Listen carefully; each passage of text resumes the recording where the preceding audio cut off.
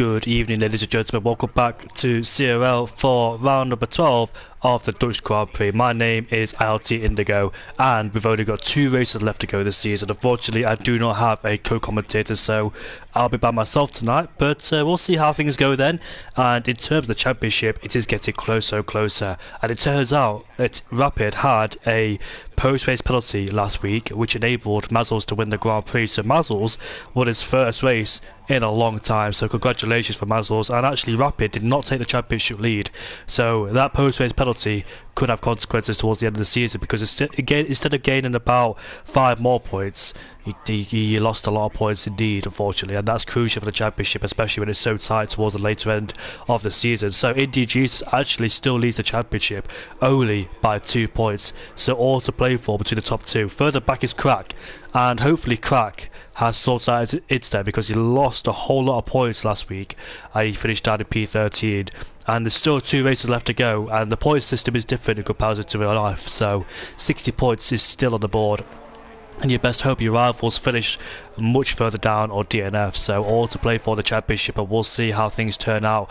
But on track so far here at the Dutch Grand Prix at this 4.2 kilometre circuit, which was first introduced back in 1952, then obviously hasn't been on the calendar for a long time, since 2020 I believe it got reintroduced, or was it 2021? I actually don't remember, but I think it was 2021, as we did have COVID in 2020, and we had Vietnam as well on the calendar back in 2020, and that was it really.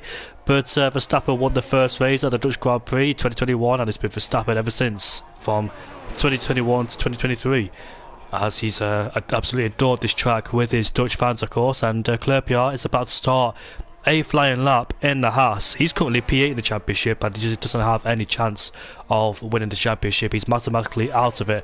But here is Clerpiar coming around the final corner, and let's see what the lap times are like early stages in qualifying. Obviously don't expect a lot of grip around here in the early parts of qualifying, but as we head down turn 1, can be very difficult on the exit, especially with traction. And now we're headed through turn number 2 and turn number 3, I believe these corners are.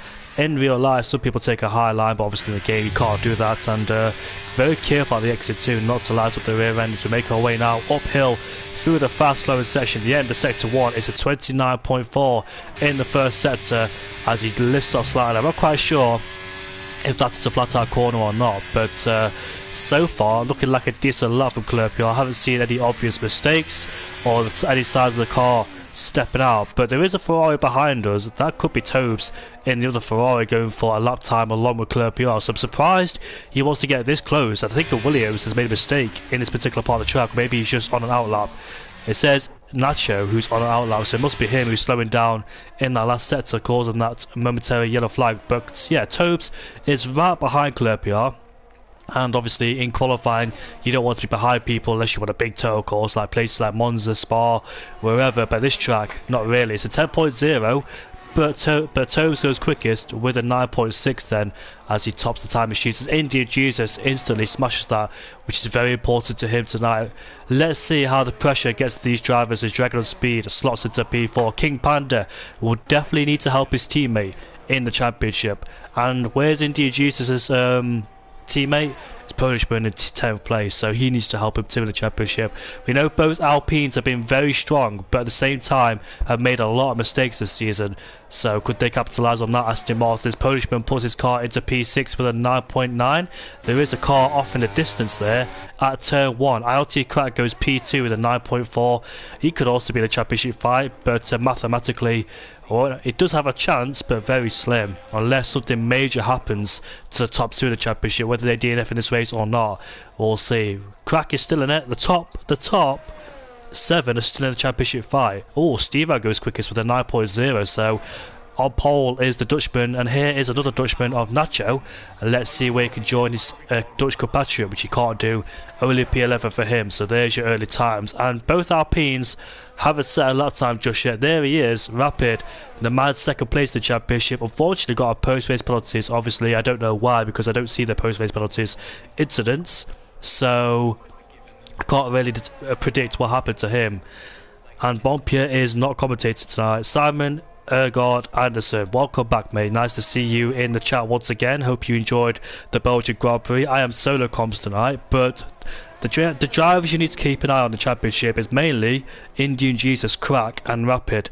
Others don't really have a chance unless Stevan, Indian Jesus, Crack and Rapid DNF or something like that. That's the only way they have a chance in both races, really. And here we are on board with second place man in the championship, Rapid, as we make our way down into turn number 1, then braking just before the 100-meter board, down into third gear, then just use the throttle to rotate the car. Good exit out of there, doesn't really use the outside curb as we flick our way into turn 2 and turn 3. They're very fast corners indeed. Be very careful, your shifts to short minimise the wheel spin on the exit then, as we build up through the gears and coming through the end of the first sector.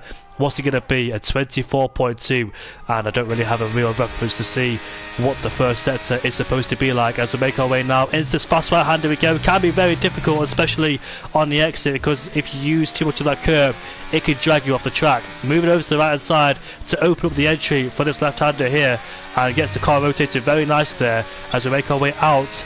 And now DRS is enabled, then going down into the next few corners we go, the end of the middle sector, and Harry Palmer is in the party for some reason, as now we make our way towards the final corner we go. A purple middle sector for Rapid. Can he match Stevan or Indian Jesus? Looking like a good lap time so far for Rapid, as DRS is enabled. Jonathan is going to join you in the comments box. Here is Rapid coming towards the line. It's not pole, but he misses out by a hundredths of a second. That is so close to your first attempt. What about his teammate Baza Fox in the AlphaTauri?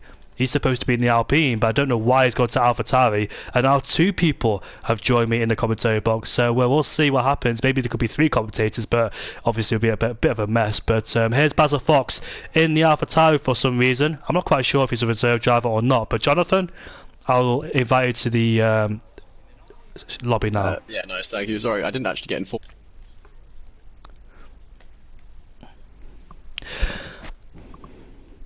Thank you, Jono.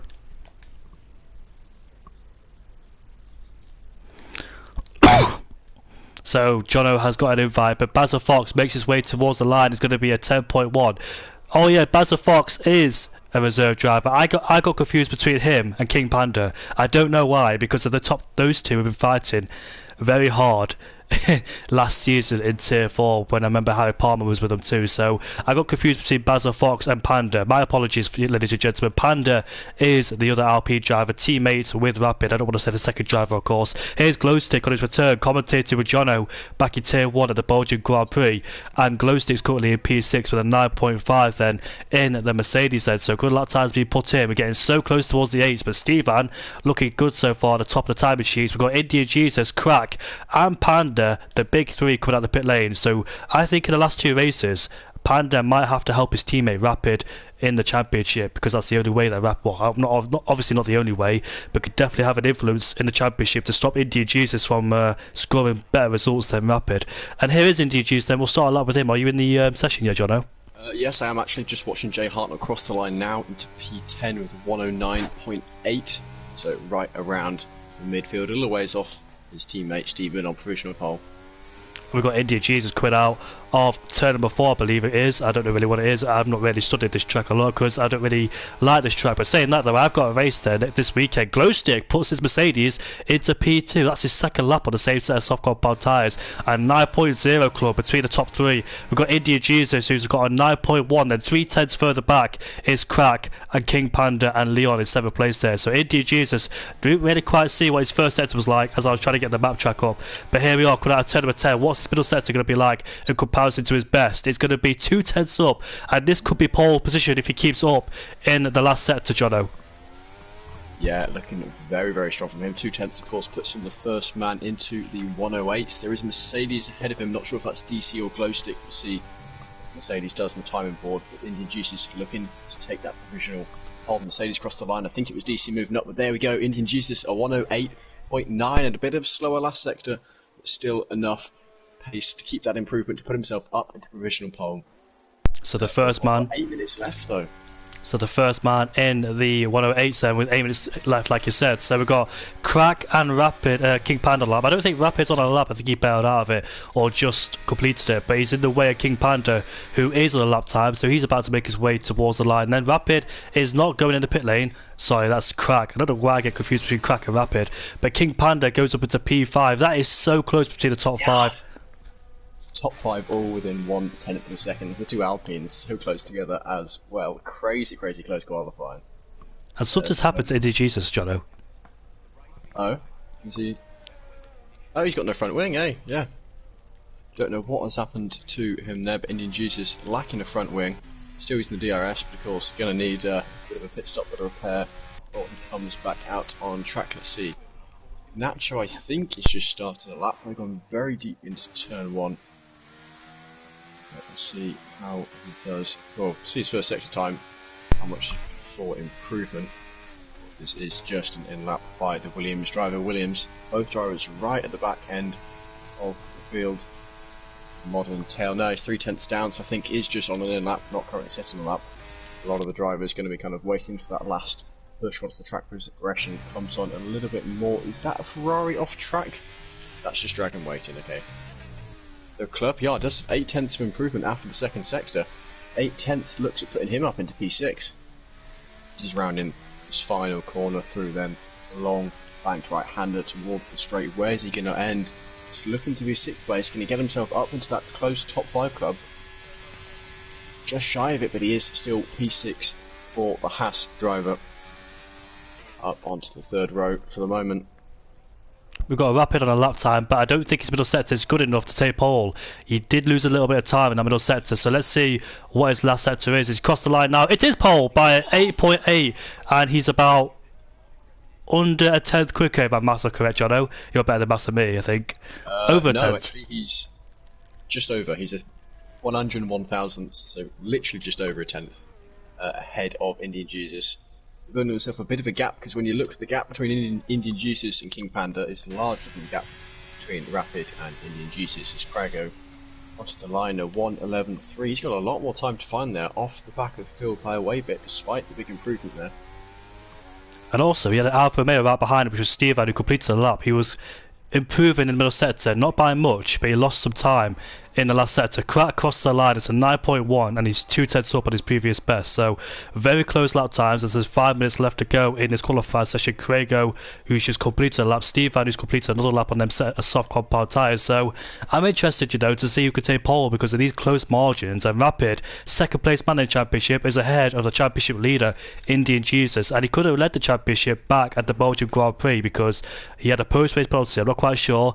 Mazel's won the Grand Prix, his first win in a long time for the Dangerous-man, currently sat in P13. Polishman is currently on an outlap. He needs to help his team in the championship, because no Polishman hasn't had the best results this season. He's not really been up there in terms of helping his team at Indy Jesus. Both Alpines have worked very well with each other, and that's why they're further up in the standings. But it's Aston Martin not really had the stable driver combination between those two. Indy Jesus has always been up there, but Polishman has always been at the bottom end of the field, unfortunately, whether something's happened or not. But the last 2 races, all to look for, and we'll see if Polishman can get his car further up the field. He's currently down in P12 with a 9.9, but I'm so excited, you know, because the championship has changed so many ways this season. Indy Jesus looks like he's had the upper hand, but Rapid, he's had the upper hand too, and then he's dipped a bit. They came back very strong in the last few races. Well, we'll see in the last 2 races how it all unfolds, and DC currently down in P10, the man who has a lot of podiums this season,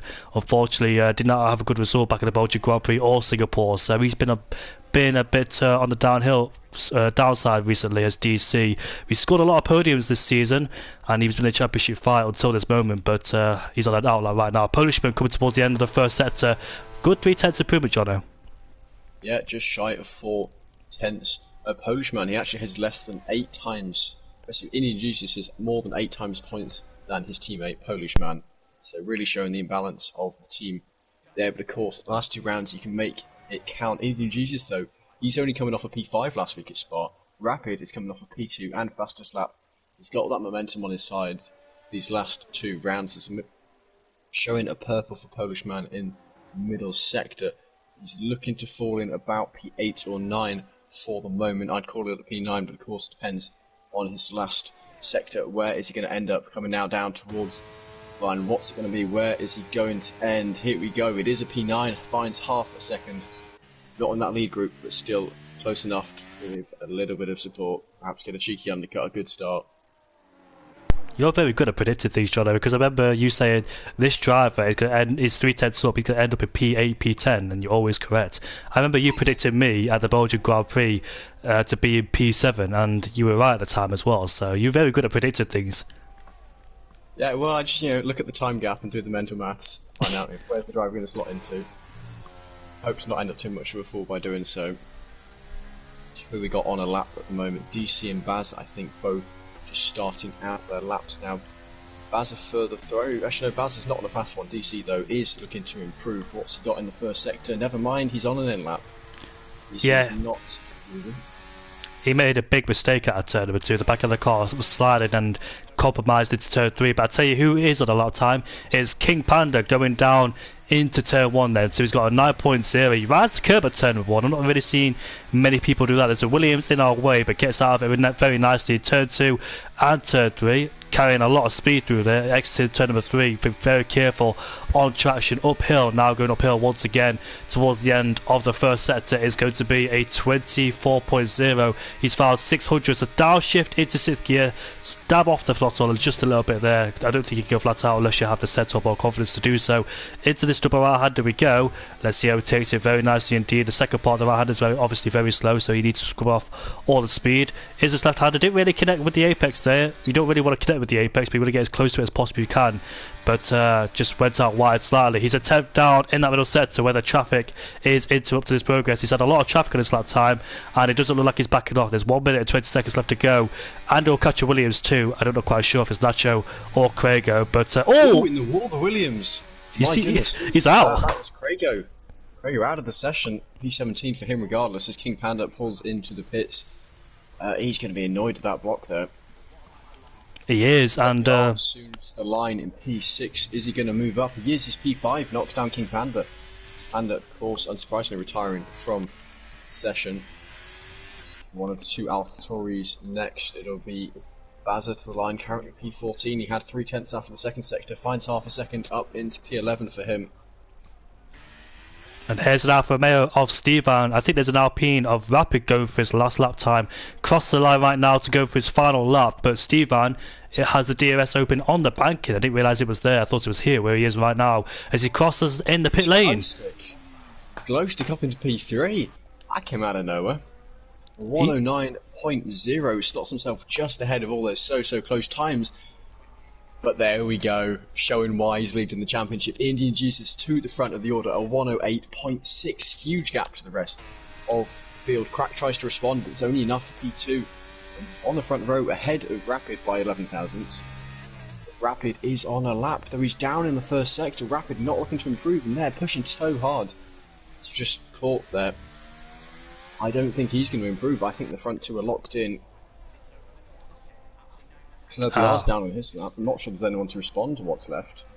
Tope is currently on a lap. He's got a 10th and a half, but a 10th and a half is only really enough to find him. Well, not any places really. He's got to find 3/10 to even gain 1 position here. Though he finds 4/10, he'll be gaining 4 positions. So, let's see who's next in line. Is that Rapid? Yeah, Rapid not improving. Tobes though, he is P6, he does find a couple of places, slots in again amongst those guys with the 109.0s. Both AlphaTauris are not on their lap times, but Indy Jesus is on pole position, takes it at the very last moment.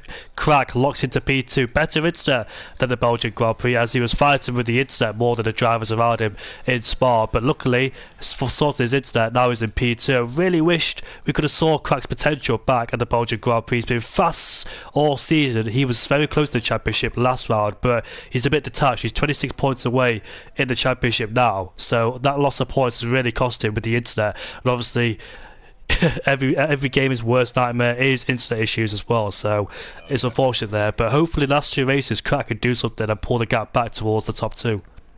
Well, yeah, he only needs an average of 13 points. It's 30 points for a win, so it's still a fair few, but 13 points If he gets 2 P5s and the others DNF both times, that is enough for him to win.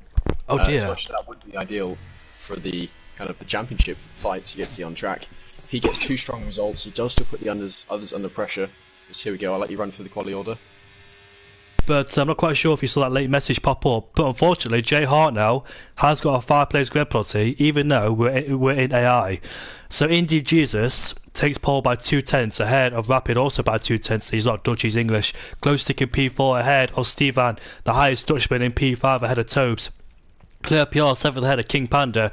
Jay Hart now should be starting P9 ahead of Polishman. Leon in 11th, Bazza 12th, Mazzles 13th, Dragon Speed 14th, DC 15th, Nacho 16th, and Craigo in last place, who we saw crash at the end of qualifying. Yeah, it was a weird crash as well, wasn't it? I don't know if he said anything about it, but essentially just almost like a wheel malfunction. I think he's typing at the moment in the paddock chat, so we'll see what he says. No, he just said he crashed. I haven't seen a reason for it, so I don't know if that's driver error, looking backwards, trying not to get in the way, but yeah, odd one, isn't it? To crash there on the outside without a kind of loss of traction. It's not the first time I've seen him in the way of drivers other around Zandvoort. It's a very short track indeed, but getting caught up twice in the final few corners is not ideal for Craig, unfortunately. Maybe he got distracted, like you said, and just put himself, tried to get out of the way, but unfortunately in the wall, and it cost King Panda too. And it doesn't look like there's going to be a restart. Ideally there should be. I'm not quite sure if anybody picked up on Jay Hartnell's penalty, because it was at the very end of the session where everybody crossed the line, but unfortunately it gave him a 5-place grid penalty, even in AI mode, not driver mode either. So that's very unusual, and hopefully for Jay Hartnell's sake he does get a lobby restart, because that is very unfair, Jono.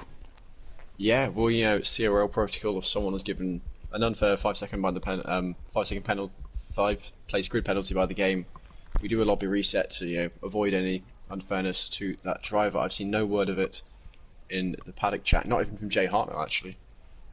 So remains to be seen what's being done about that. But at the moment, it is looking like we are still going to be going ahead with this current lobby till we see otherwise.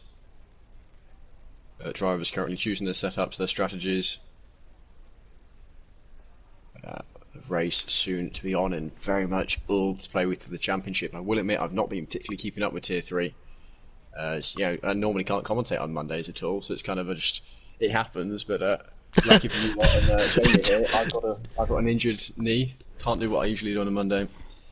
So I'm here in the commentary box to watch what looks to be a very close championship fight at the end of this. Jay Hartnell doesn't even know he's got a 5-place grid penalty. So yeah, that's why it's anything. Is it actually true he's got a 5-place grid penalty, or did I just see things towards the end? Did you see it? I'm pretty sure I did. I mean, I'll look back on the stream just to have a little quick check. Yeah, no, it did. It said it was P9 with 5 seconds. I don't know what lap time it's at.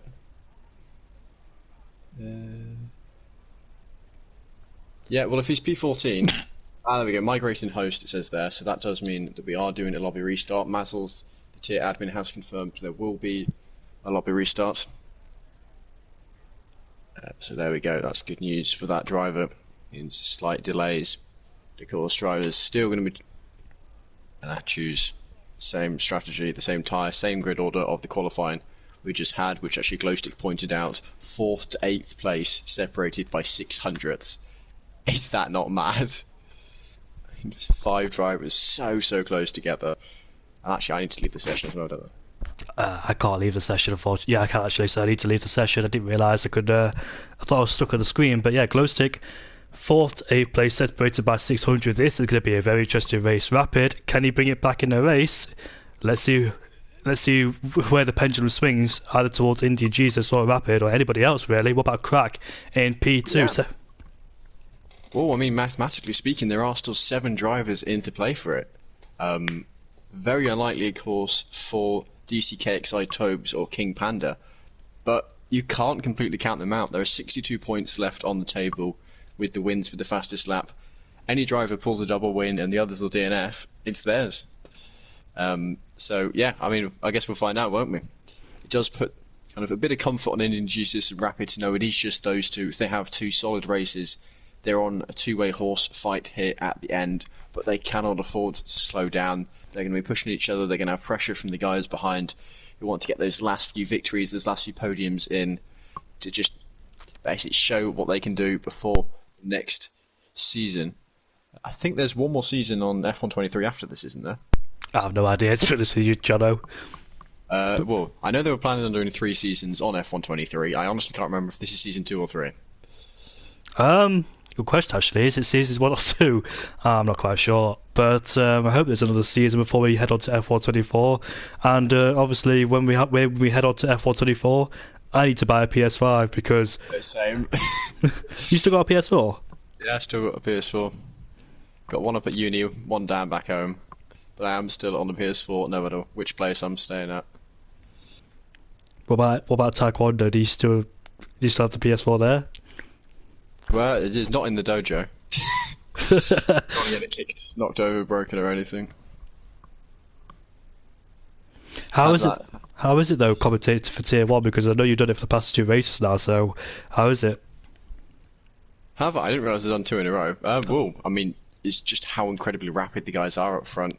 You know, Tier 1, incredibly fast, miles better than me. I feel completely unqualified to commentate on them at times. But it's always just nice to see that aggression. And certainly in recent seasons, they just seem to have fine-tuned it so they know how to battle so hard against each other without pushing too much. You know, I don't know if you ever look in the reports channel, but Tier 1 just seems to have so few reports nowadays. Like if I have a look, the last 3 races, in fact the last 4 races, have had 1 report between them for Tier 1. Because they just seem to be such clean yet aggressive drivers. They've just perfectly found the balance. There's none of this pushing drivers off unnecessarily. It's just clean, hard racing, fair. They know what they can and can't do. They respect the drivers around them, and it's just so incredible to watch that pace. But then also there's the fun side of Tier 3 here, where the drivers, they're a bit less experienced. They don't have that pace. And it's in the commentary perspective, we get more of that fun action, the twists, the safety cars, everything coming into play. There's that bit of randomness that means you really don't know what's going to happen because the best driver isn't always going to pull the best result. And that just throws that little spanner in the works for that excitement of what's going to happen in the race. I do have to ask, is there a new lobby up yet? Because I've not got an invite for it. I'll have a look now, Jono.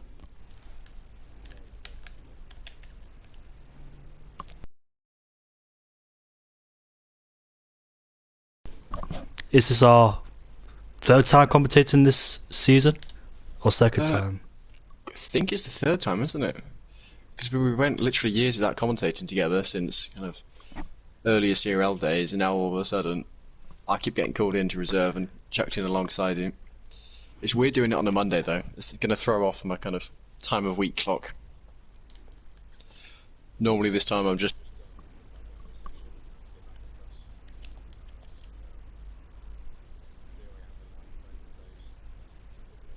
Codemasters to well, I have to sort out Codemasters' technical issues. Hopefully we will be getting back underway as quickly as possible. Before we get going again, Jono, I'm going to go to the toilet and get a drink, so I'll be right back, mate. Alright, nice. So here we go, what we at? 15 drivers in the lobby so far. It's actually 16 including Bazza down there. I think it might be 16. We had 17 in the qualifying. So it'll be 17 drivers racing, hopefully. A few reserves, but generally towards the end of the season you tend to find a few less drivers. The championship guys just coming in every single time. They want to make it count. They want to be one of the ones in that CRL Hall of Fame.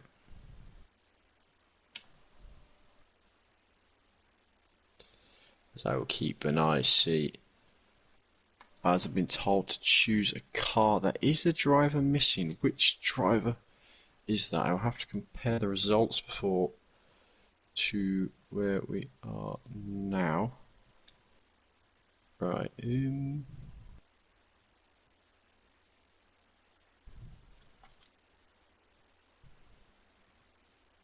I'm not sure.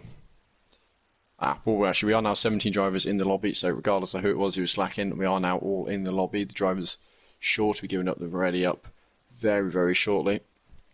Then we will hop into the formation lap and into the race. All eyes, of course, going to be on Indian Jesus and Rapid, but you still can't afford to forget about Crack and the others up there. As mentioned earlier, 7 drivers mathematically in with this shot. And while we've got those 2 main drivers, there's still more to play with than just those 2.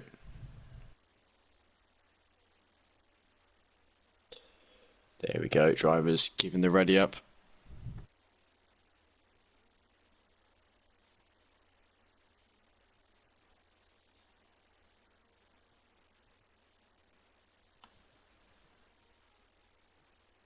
And I've just seen that the stream is considered to be F1 2020. Never mind. YouTube's inability to recognise the game. So here we go, 15 seconds till we are back in driver's course. They'll now know what the setups want to be, slightly streamline the process hopefully, but then we'll get onto the formation lap, see the different strategies which Indigo can educate you on far better than I can, as the man knows the game well. He can hop in last minute reserve for the tier 1 boys and still be competitive. So he is a very, very good driver to have on comms, as I'm sure any tier 3 viewer is well aware.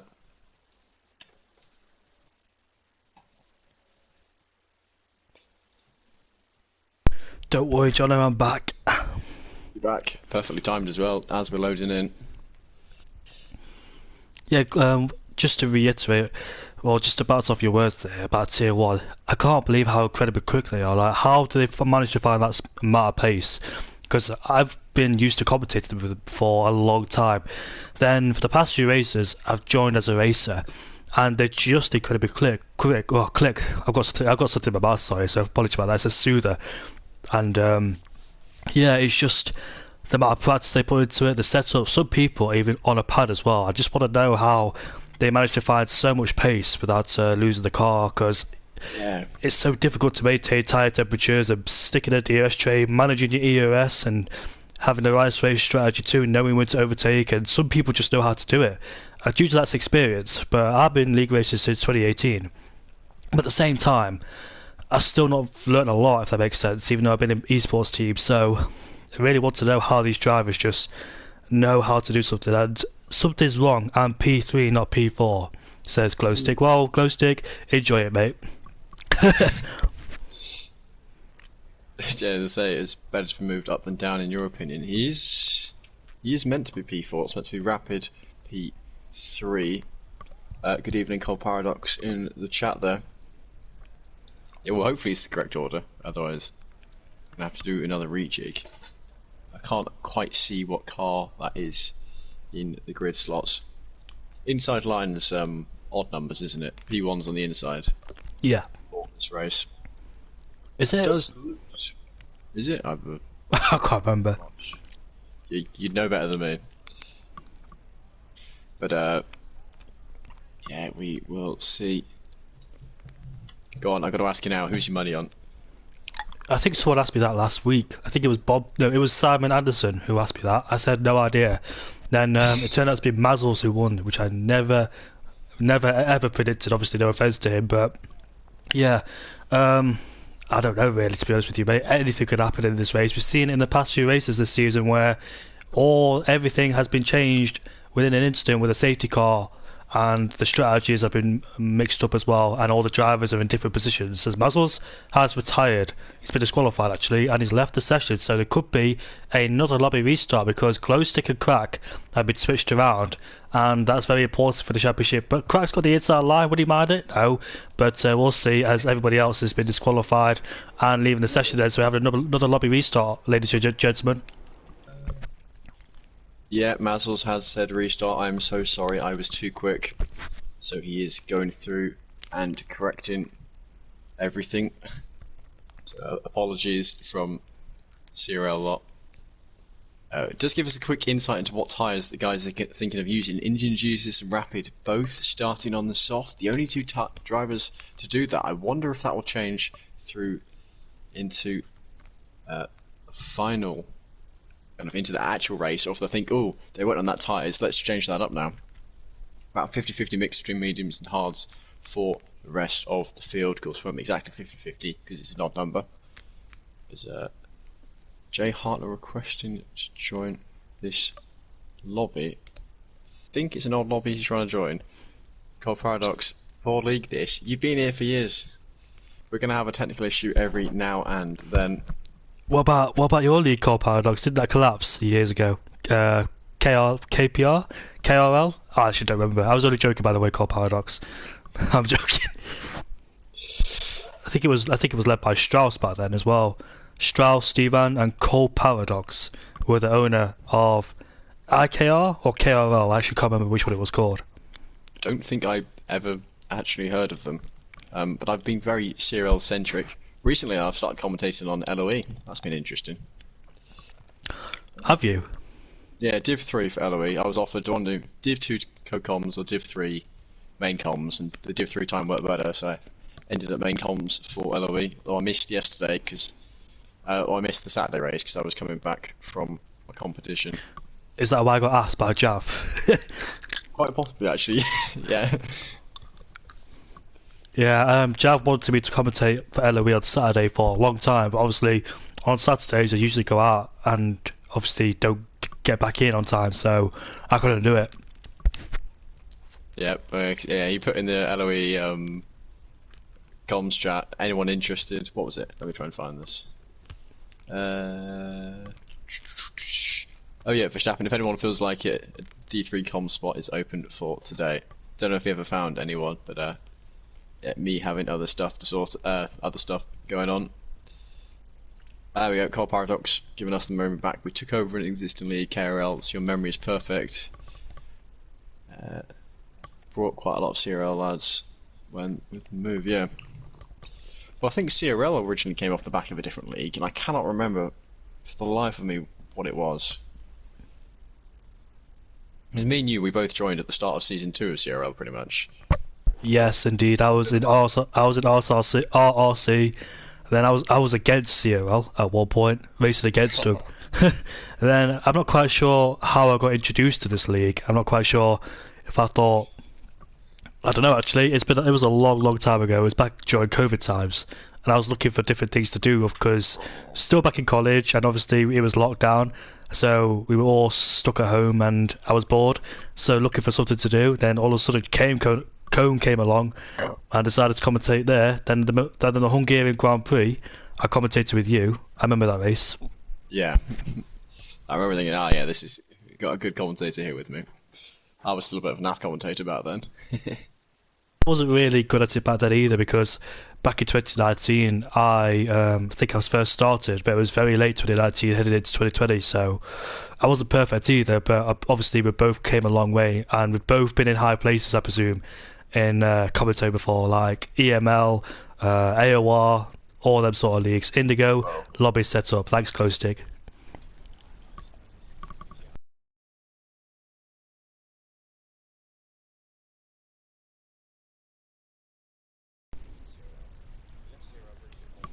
Now back again. What is he racing? I'll have to find out. What division is he in? He's in tier 4. I think I remember him in tier 4 or tier 5 last season.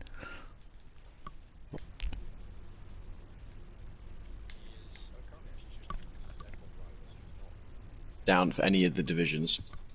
So there we go. Thank you for the invite. Hopefully we will be back to racing shortly. But yeah, I remember I was in another league with him where I was doing commentary, and he was like, "There's this league I'm in looking for some commentators. Are you interested?" I was like, "Sure, why not? I'll give it a go." And my first race was at Mexico, Tier 1, Round 1, Season 2. And I remember very specifically, DeWill won the race, despite the fact his PlayStation restarted partway through. A lucky safety car and just the skill of the Frenchman meant that he come through to win the race regardless. And I think swept up the championship as well later on. I still remember that race. I don't remember a lot of the races he commentated, and I'll be honest, but I remember that one.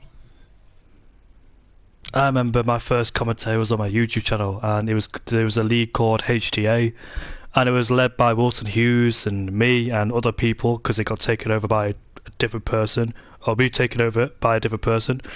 And yeah, that was the first time I started commentating. And when you listen to me back then, it's like, here he is coming into turn 1, turning left, out the corner now, going through turn two. Into turn two we go. Now past it. It's like, that's the way I was Yeah. commentating back then. Well, yeah, kind of. You look at your. I've got a massive YouTube playlist of every commentary I've done, and you look at your old stuff, and it's just you can see the improvement, just the sheer difference between what I did 3.5 years ago compared to now. As Cold Paradox is saying in the chat, CRL created an amazing community. Strauss and he even got cone tattoos last year. I remember that, and Hedgehog got a hedgehog tattoo as well. So yeah, CRL even inspiring tattoos amongst the community members. I don't even have a tattoo yet, not even one. Nah, well, we're both still fairly young, aren't we? I'm only 20. Considered a few times, but no idea what I'd tattoo. Yeah, I don't think I had the time, or I don't think I had the time or money for a tattoo just yet. But we'll see in the future if we get one or not. I have been considering, but I don't know. It's a big, long, lasting effect on your body. Yeah, get a big 93 on your back. Surprised you remember my number. 93 though. 93 is on the lobby. 93 is not the number, not the year I was born in. It was 02. But 93 is from MotoGP, from Marc Marquez. If any of you know MotoGP, that's why I got the number 93 on my car or my name. Yeah, no, I was raised under the number 86 because my first name has 8 letters and my last name has 6 letters. It's like, you know what, 86. I can make my number my name in spirit. Fair enough. I know Mick Schumacher chose 47 because of 47 championships. Yep. While we've got the Mick Schumacher discussion coming up, do you think who's going to be in the Mercedes seat for 2025? I'm really not sure. I've been thinking through the different drivers, of course. Sainz is an option, Alonso is an option. In all honesty, Perez is an option. Because he needs something new, he needs a clean slate. I don't know how long his contract is, I can't actually remember. End of this year. Different drivers who could go for it. And I'm really not sure who my money's on. Because so often it feels like there's not enough seats in F1, and yet it doesn't feel like there's anyone who's quite the right person to take that seat. We'll talk about F1, not enough seats. I've been thinking about F2 and the relevancy F2 has because Formula 2, you don't really see many champions come up from Formula 2 to Formula 1. You got Felipe Drugovich and people like Callum Ilott. I know he's not an F2 champion, Robert Schwartzman. All those drivers I used to know when I watched F2 properly. None of them really progressed into F1. And who else is there that's been an F2 champion? Nick de Vries, but he's been in F1 and now he's out of it. But obviously he got into F1 because of that Monza. Otherwise, if Monza never happened, if Alex Albon never had that injury and Nick de Vries didn't replace him, I dare say Nick de Vries would have been in F1, quite frankly. Yeah. But yeah, F2, what's the relevancy of it? A lot of the more recent champions, like Theo Pourchaire, Felipe Drugovich, they're just not getting in because there's not enough seats. And yet now there's a Mercedes seat kind of open a little bit. I don't know who I'd put in for it. Personally, I've always been a Ferrari fan. I'm not such a big fan of the move of Hamilton to Ferrari, actually. But it does leave a bit of a gap, and it's going to be a shock whoever ends up taking it up. You hear all these rumours of is Vettel coming back from retirement. Very unlikely there. Personally, I think it'd be hilarious to see Kimi back in. I'd love to see that driver come back. He is my favourite of all time. But in terms of realistic suggestions, I honestly don't have a clue. Alonso, Ocon, who's got links with Mercedes, because obviously Mercedes helped him get back into Renault in 2020 when he was out of it in 2019. Who else is there? We've got that Antonello Kimi something. I can't remember his name. Antonello something. Yeah. I can't actually remember his name, to be honest with you. And who else is there? Yeah, got plenty of people who could be in the shot for Mercedes. Mick Schumacher, he's obviously the third driver, reserve driver too. I don't know actually. Bottas, I don't think so. But it could be an interesting one to see who could be in the grid for 2025 Mercedes, and it's going to be very interesting to see if they can match George Russell too, as now he'll be the leader, as Hamilton will be leaving at the end of 2024. I don't know about Sainz joining Mercedes. It just doesn't seem that it's not destined to be Mercedes, I don't think. Yeah, well, my thought is the only person within the Mercedes family who's kind of ready for Mercedes is Ocon. If they're not going to go for Ocon, I think they have to look outside, because you've got you know, a few of the drivers further down, the Williams boys, or Kimi, I can't remember what his full name is, but the only real Mercedes family kind of driver is Ocon, and I think he still has his connections. Mick Schumacher maybe could, but he's not really ready for Mercedes. It's just a bit too big of a step from what has happened in the past. So yeah, I mean, it's going to be an interesting shock when it happens. It'll be so interesting to see all the different moves, the silly season that is inevitably going to come. Scott Paradox, do you think Hamilton will beat Leclerc at Ferrari? Oh, I don't know. That's going to be an interesting story, that'll be. At the moment, Leclerc is my favourite driver on the grid, and I'm not a fan of the Hamilton move. So I would like to say no, but it's certainly possible. Because while I fully believe at the moment Leclerc has more raw pace, Hamilton's past his peak. Leclerc in one lap, perfect lap, would beat him currently. Hamilton's just consistent. He knows how to set up a car. He knows what he likes. He's got the championships to prove it. He's been runner-up champion 2 times. Both time missed it by a hair in 07 and, of course, in 21. So I think, annoyingly, I have to say Hamilton, because he just across the season is going to be so consistent, and Leclerc's really struggled with that. Unless they kind of bring in Hamilton in to help build Leclerc into a possible future champion, it seems more likely it'll be Hamilton. But here we go, race starting soon. Let's focus on that for the moment. So we had 17 drivers now. One of them is missing. I don't know which one it is. I think it's Basil Fox, who is not here, unfortunately, because he started down at P13. Here are the lights then to indicate when the drivers can go, and we'll see who gets up the line first. Away we go for round number 11. Indian Jesus gets a decent start. So does Rapid. Down in P3. He's on the soft compound tyre. He has to capitalise. He goes around the outside into turn 1 ahead of Crack. They still remain side by side. But as you can see, Rapid should have the advantage, but Crack is still there. Now glow stick. King Panda is around. There was another driver involved in that as well. There's a front wing bounce along the track. King Panda's gone round for a spin. Oh, glow sticks on the grass, he's in the wall. He's just lost traction coming out of turn 3. Now he's lost 2 places towards Stevan, who capitalised on Crack. And then he capitalised on glow sticks, who is up into P3. The top 2 in the championship. There they are on the soft compound tyres, fighting with each other. They had a good start, both of them, which is crucial. But King Panda in the other Alpine is down at P16. Yeah, plenty of action that first lap, that bit of contact. King Panda's going to need to come in for a pits. I think another driver is going to have to as well. Dragon damage to his front right end plate. Being lap 1, it makes sense to come in sooner rather than later, as we've got another driver dropping back. How's Craig go this far back?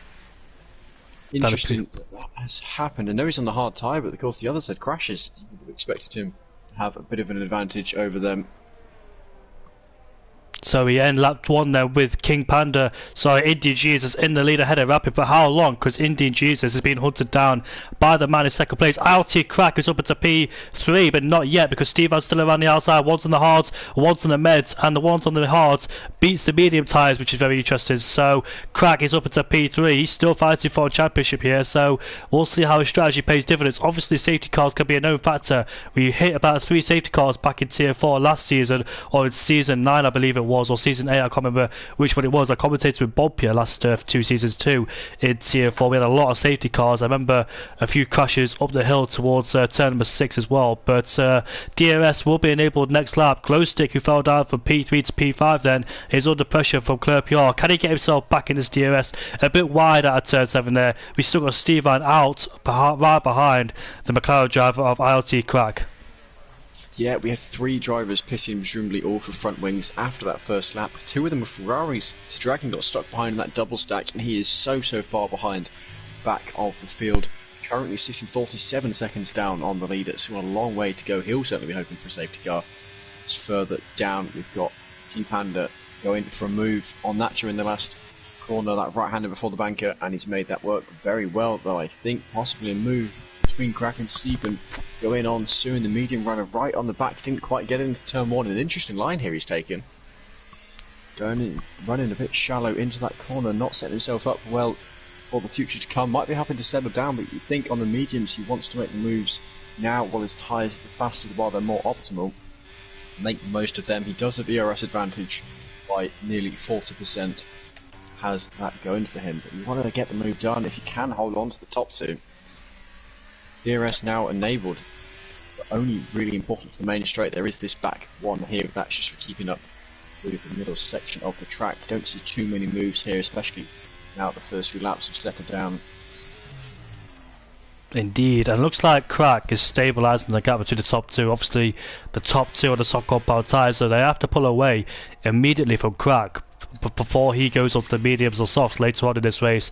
That does depend though if a safety car can influence this, because we've seen it plenty of times where an early safety car can interrupt things, and Rapid is right behind Indy Jesus and he doesn't go for a move. He just sits behind the Aston Martin waiting for the right opportunity, just using his DRS and keeping him in his sights. But what about Steve and in P4? Can't afford to linger on those medium compound tyres. He's got Hovers behind him and in front of him too, so he has to get past Crack immediately. But Crack got him back into turn number 3, I think it was, but he had a bit of a moment coming out of that corner there. That's a left-hander, so might give Stevan an upper hand up the hill, but he's too far back to make any sort of impression on him.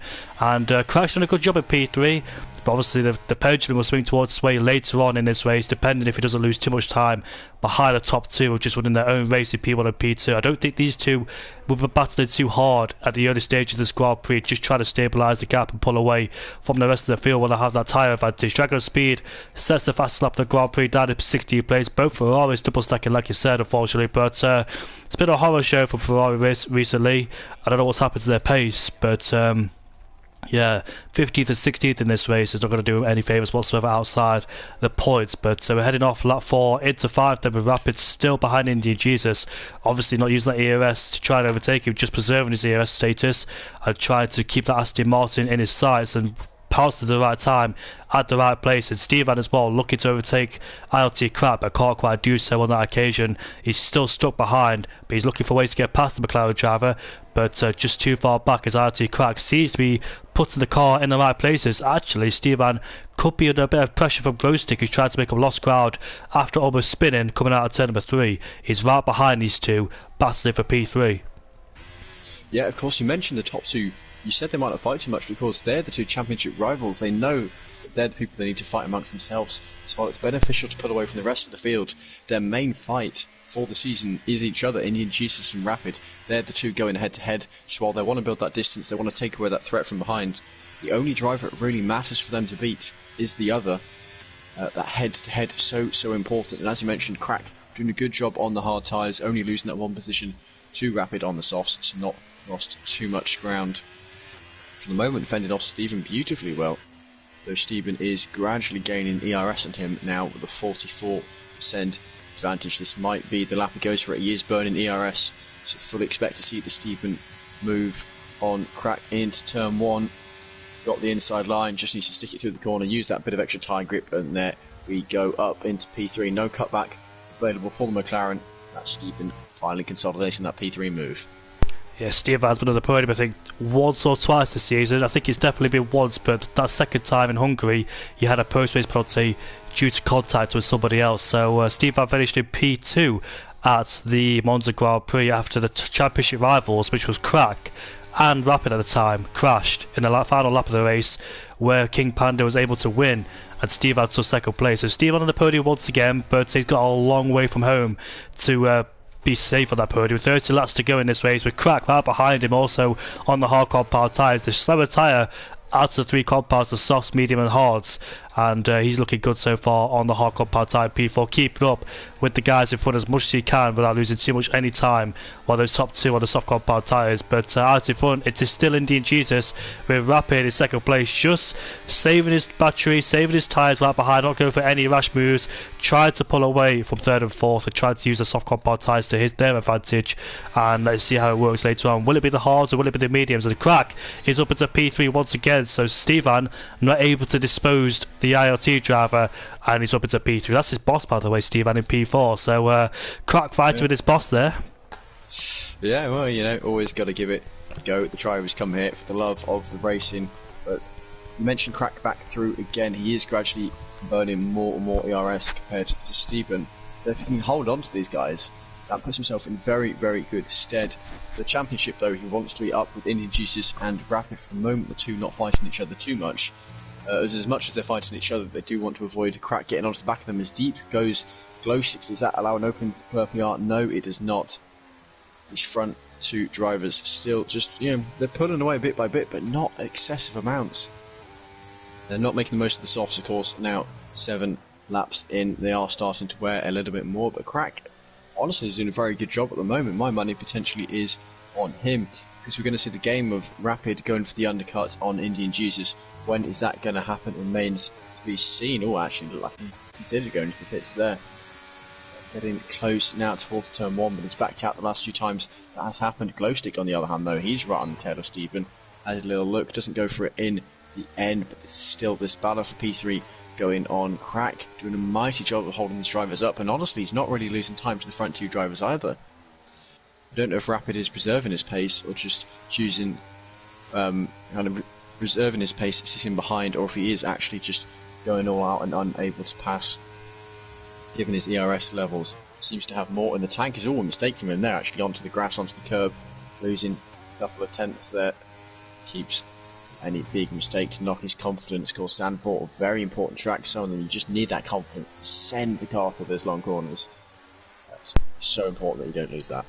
Indeed you do. It's so easy to lose it in corners like turn 9 and turn 10, that double right-hander, and if you get the first part of it wrong, you can either just go on the curb and go off the track completely, or the second part of it, just lose traction like Stephen Roberts did at the exit of that corner too. So you be very careful with those fast right-handers there, especially in race trim where the tyres could be overheated, especially dirty. Look at Stephen sliding those medium compound tyres at turn 13. This could give Glowstick a great opening to overtake him down into turn number 1, because he's further back towards Glowstick than he is towards Crack. So here we are down into turn number 1. Not able to make that move. Obviously Steven's got DRS2 and tried to use a bit of battery to stay ahead of the Scotsman, which he has done so for the time being. So Steven protected by the DRS there, but he is starting to struggle slightly as the Alfa Romeo. I've seen him sliding around in the slow speed corners. Panda is ahead of Leon for P10 there, as Panda, he did make contact in the first lap but looked like he's back inside the top 10. Obviously he needs to be 12th place score points, and that's where Nacho is right now, down in 12th place. And this battle for P3 still intensifying, and the way these drivers take the corners, it scares me a lot, because it looks like they're going to spin out, but especially here where Steven just seems to not have the confidence through these corners, and he seems to lose the back of the car. The tyres are starting over. He has mentioned in the parties that he does struggle a bit with race pace, that the tyres just do tend to slide around a lot underneath him, and that's because of tyre temps as well. So managing tyre temps around any track really is his biggest problem, and I do struggle with it too, so I know what it feels like to be stuck in the dirty air and the tyres constantly overheated too. You can have your differential settings, you can have your brake bias settings. Obviously if you have it on 54, 55, that's more towards the front, and you can lock your rear tyres very easily, so you might want to put it on 56. Usually you put it on 54, 5 for qualifying, but in the race you want it lower, because obviously you want to look after your tyre temperatures as well, and your brake temperatures, as they can have a major effect on your racing too. But Glowstick's still frustrated behind the Alfa Romeo. Looks like he's got some more pace in comparison to the Alfa Romeo. Clerpiot at turn 3 made a slight mistake going out wide, but recollects himself, as we do have a pitter, which is Jay Hartnell. Early pit stop for him, and he's on the hard compound tyres. Yeah, mediums onto the hards. Strange one there, because there was no front wing change for him either. Is again King Panda and Leon actually side by side here through this section. The right hander coming towards this. It is Leon with the inside line. He does manage to hold on. King Panda not completely given up yet, riding the curve there on top of it. Can he make anything more of this? No, but I think in the end Leon does come out on top. These two certainly battling hard. Actually, Leon's got himself a yellow fuel warning.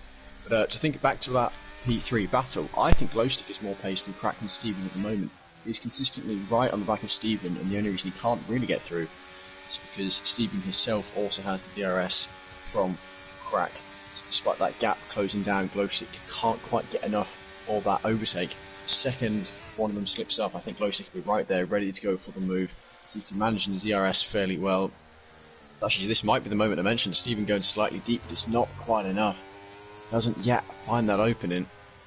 You can see, I mean, he's just so much more on the tail. He likes a slightly wider line, actually taking a narrow line here through turn 3 for once. Certainly keeping up the pressure on Stephen, which is not going to help his confidence here.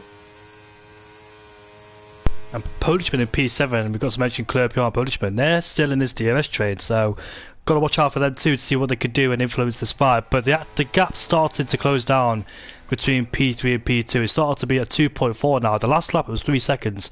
Now it's 2.3. So you can definitely tell that the soft compound tyres have started to fade away and might consider in a pit stop. We saw Jay Hartnell go from mediums to hards very early in this race too. Was that to try and do an undercut on his rivals very early, try and get out of a DRS train he might be in? But we'll see what the top two do, whether they decide to pit it, because they're starting to lose a lot of time now, and Crack in the next 2 or 3 laps will be in the DRS range of Indian Jesus and Rapid, because those softs will get worse and worse as they continue. So we'll see if the top two decide to pit, which they don't do this lap, but the mediums to hards now are definitely better than the soft compound tyres. Ooh, it was a big mistake by King Panda further down the order, nearly the same as what we saw from who was it in qualifying? It was Craig in the qualifying, going wide, keeps it out the wall, but certainly is a nice little go at the gravel on the outside. Once losing the car too badly though, which is the all important thing. Yeah, it was Craig indeed who crashed out of qualified. He held King Panda up, I believe, and King Panda struggling as well. I didn't quite see, but he's dropped out this DRS range of Panda. Keep an eye on Glowstick to see if anything happens in this middle sector, because I think Glowstick could pounce if Stevan makes another mistake at the slow speed corners, where the tyres do feel it the most on traction as well. Got to build up traction as you go through the throttle and short shift to reduce the wheel spin too. But the gap is now 2 seconds between Rapid and Crack as well, so the gap started to come down slowly but surely, and the soft compound tyres going 12 laps is really impressive from the top two there. Obviously I do underestimate the soft compound tyres because they're not particularly my favourite race tyres at all in any circuit. The softs are just really despise them, the soft compound tyres. As here we are, Rapid takes the lead of the Grand Prix. Rapid finally pouncing his move. We kept expecting him to pit, not happening, but Rapid has claimed the lead, and look at that ERS different, 54% advantage to Rapid in that Alpine. I think he's got enough here to kind of just fly away into the lead pit at the end of this lap and force Indian Jesus to follow him in. We will see how that goes for those two drivers though. If he wants to take the softs a little bit longer. What kind of strategies do you think we'll be expecting from the drivers this race? For people on the hard compound tyres, it could be like hards to softs, hards to mediums. Expected Steve. Oh, Glowstick's made a mistake. I think he went to the grass on the outside, which compromised his entry. Oh, we slided too at the exit too, so Glowstick there, after making a mistake, it's affected him so far. Just needs to keep calm and composed and try and shake it off. But the strategies, I don't know what Indian Jesus Rapid would do. I think they might go from soft to medium. That could be a stretch, but I think they should do soft to hard. Crack could do hard to soft, depends how long you can take those hard compound tyres for. But the gap started to close down. I think the top two should pit before they lose too much time. We'll see. But here comes Indian Jesus on low ERS, will take the lead off Rapid and puts himself back into first place. But if a safety car comes out, Rapid! He looked like he was about to spin there, going on the outside line on the grass. But he could be very careful as well, fighting there, as the soft compound tyres will definitely lose a lot of grip. Can't afford to make any mistakes like that. But yeah, Glowstick looks like he's found his rhythm again and still putting pressure on the back of Stevan there. Maybe had a bit of understeer. Nearly into the wall, and his round is off in the gravel into turn one. That battle with Panda coming back to bite him brings out a yellow. Not any actual damage to the car though, avoids the wall, but does bring Jay Hartnell nearly right onto his tail. It's going to bring his tyre temperatures to a place he does not want him to be. His Mazel's actually also gone for a move, P13 for him. It's Craigo behind, having a little wiggle into turn one, not quite able to hold on to that. But that gap between P2 and P3 still coming down 1.2 seconds now. Crack is quite possibly, if he pushes here, going to get DRS down the main straight. I'm surprised I'm not seeing him burn any more ERS here. A good exit to this corner, and yeah, no, he has. He's picked up. Oh, has he? It's close. I think he may have picked up DRS down the main straight. We will see. No, he's just missed out on it. But what's this? Leon off. Yeah, he spun coming out of turn number 10, has Leon, but no safety car. Rapid is in the pit lane then to get rid of those soft compound tyres. That's Indian Jesus, sorry. Indian Jesus is in the pit lane then, so I'm surprised Rapid didn't follow him. He probably saw the guys behind coming at a rate of knots. You can see those soft compound tyres really shredded there, and now he comes out. Where will Indian Jesus rejoin? Behind King Panda, and that's an Alpine's rejoining behind. So what if King Panda slows down, holds up Indian Jesus, and doesn't allow Indian Jesus to do an undercut on his championship rival? either. We'll see. But King Panda is about 3 seconds up the road, but we know the tyre difference will bring the gap down dramatically unless Panda obviously stays out for a few laps or so. But I think Rapid and Panda then will be communicating. They're always in the parts with each other, are Panda and Rapid. So Rapid knows where Indian Jesus is, and he's 3 seconds away from King Panda. But we'll see if Rapid responds, because he's currently got Crack behind him now on better tyres. Stevan's there, and Stevan will not be able to overtake Crack now with the helping hand of the DRS from that McLaren driver as well. So Crack's in a good position here in P2, and we'll see what happens at the end of this lap. Will Rapid the pit to respond towards Indian Jesus? He's currently closing King Panda down at a rate of knots. We'll see if Rapid decides to stay there one more lap. No, he pits immediately then, trying to reduce that threat of an undercut. Yeah, to be expected, of course, but it's so tricky to judge. He's done 15 laps on those softs. Does he try and take the mediums that remain in, 21 laps? Or does he go for the hards? What's he gone? He's gone for the mediums as well. He's matching the strategy of Indian Jesus. So we'll see where he comes out of track compared to him. His PR is actually falling off the back of glow stick a little bit now. That's an interesting one. That top group that was kind of the P3 battle separated a little bit, and Indian Jesus comes out just ahead of Rapid. Of course, 1.4 seconds with 3 actually now behind King Panda. Is King Panda going to work to try and box in Indian Jesus and allow Rapid to come through at a better time? We will see. These two closing down. This is going to happen at the end of this lap, most likely on the main straight, whatever goes down. We'll see how the two Alpines choose to play this, and can they make it work? Can they get Rapid in front? Can they hold Indian Jesus behind for longer than just a lap or two? I'm honestly surprised there hasn't been a virtual or safety car in this race, because Tier 3, Tier 4, Tier 5 have been known for their safety cars in the past, especially in the last few races. That's evidence of it. Indian Jesus almost hit the back of one Alpine there. I think he had Burgasol. I don't think that's a brake check from King Panda, obviously not. But Stevan is ahead of Crack for the lead here, the net lead of this race. But what's going to happen down into turn 1? You can see that Indian Jesus is going to be very careful not to smack into the back of the Alpine. He's in the pit lane anyway, and he releases both of them. But Indian Jesus there could have lost his wing, and that could have been a very costly mistake, especially for the championship. That could have been detrimental for him. Yeah, very close amongst those two. Steven has actually got himself up into the lead while we were watching that going on the medium run. It's still seeming to be very strong on those tyres, despite the fact the hards now going to have that extra tyre life advantage over them. This battle for what will become the lead once everyone else has done their first set of pit stops still going on heavily. These are the two championship boys. These are the ones to keep an eye on. But at the moment, Rapid does have the advantage of less tyre life on his tyres, of course, but also his ERS management has shown to be better, as he nearly actually goes into the back there, taking a slightly more shallow line. Jesus, knowing he could take a wider line for the better exit speed into that corner. There's no real risk of an overtake unless he make a big mistake before the gap was not small enough. But we will see. Is he going to pick up the DRS from in front? No, he's not. There is a car ahead. DC is the car ahead. It's Greg picking up 3 seconds. Indian Jesus is under a slight bit of threat here from behind. No ERS being burnt though from Rapid. They're content to stick behind for the moment. It reminds me he's there, sticks his car into the wing. We'll see if he tries to use DC to get through. DC at the moment was in a bit of a no man's land, now has to worry about the cars behind to safely let them through. Steven did pit that last lap coming out. Oh, look at this! The side by side at turn 3, he had a very good run up the hill towards Indian Jesus. Indian Jesus is derating, and now Rapid's all over the back of it. What's going to happen down here at turn 7? Nothing, he stays behind, but Rapid's got him where he wants. He's derating. It's going to be very hard to save ERS. ERS is so difficult to save around here. What's Rapid going to do? Oh, on the inside! They both made contact. That was an optimistic move there. But has he broke his wing? Yes, he has! That's a very costly mistake from Rapid. Very impatient indeed, like in the last few races. That's what's got to him, Rapid. Being very impatient and doesn't choose his moments at the right time. And this could be very costly for the championship there. I don't think Indian Jesus did anything wrong. I think Rapid pulled out too late, unfortunately, and hit the back of him. And they both almost spun as well. So that's going to be very detrimental for his championship now. This is what happens, you know, in the last few races. Oh, it's the wall! He's lost his wing. Yeah, wing completely gone there. Gonna have to pit now. Yeah, it does come into the pits, but of course keep an eye. Steven is now only 1.1 seconds behind Indian Jesus. All of a sudden, he's making himself a contender. That first medium stint elongated, now on the hards. If he can stay on the back of Indian Jesus for the moment, at the end of this longer stint, those mediums are not going to be best pleased after 22 laps of where it's going to have to be for Indian Jesus. These hard tyres and Stephen are going to have a massive advantage at the moment. He's looking to be the strongest contender of Rapid coming out the pits in P14. Way down the order. Is it going to be P14? It is.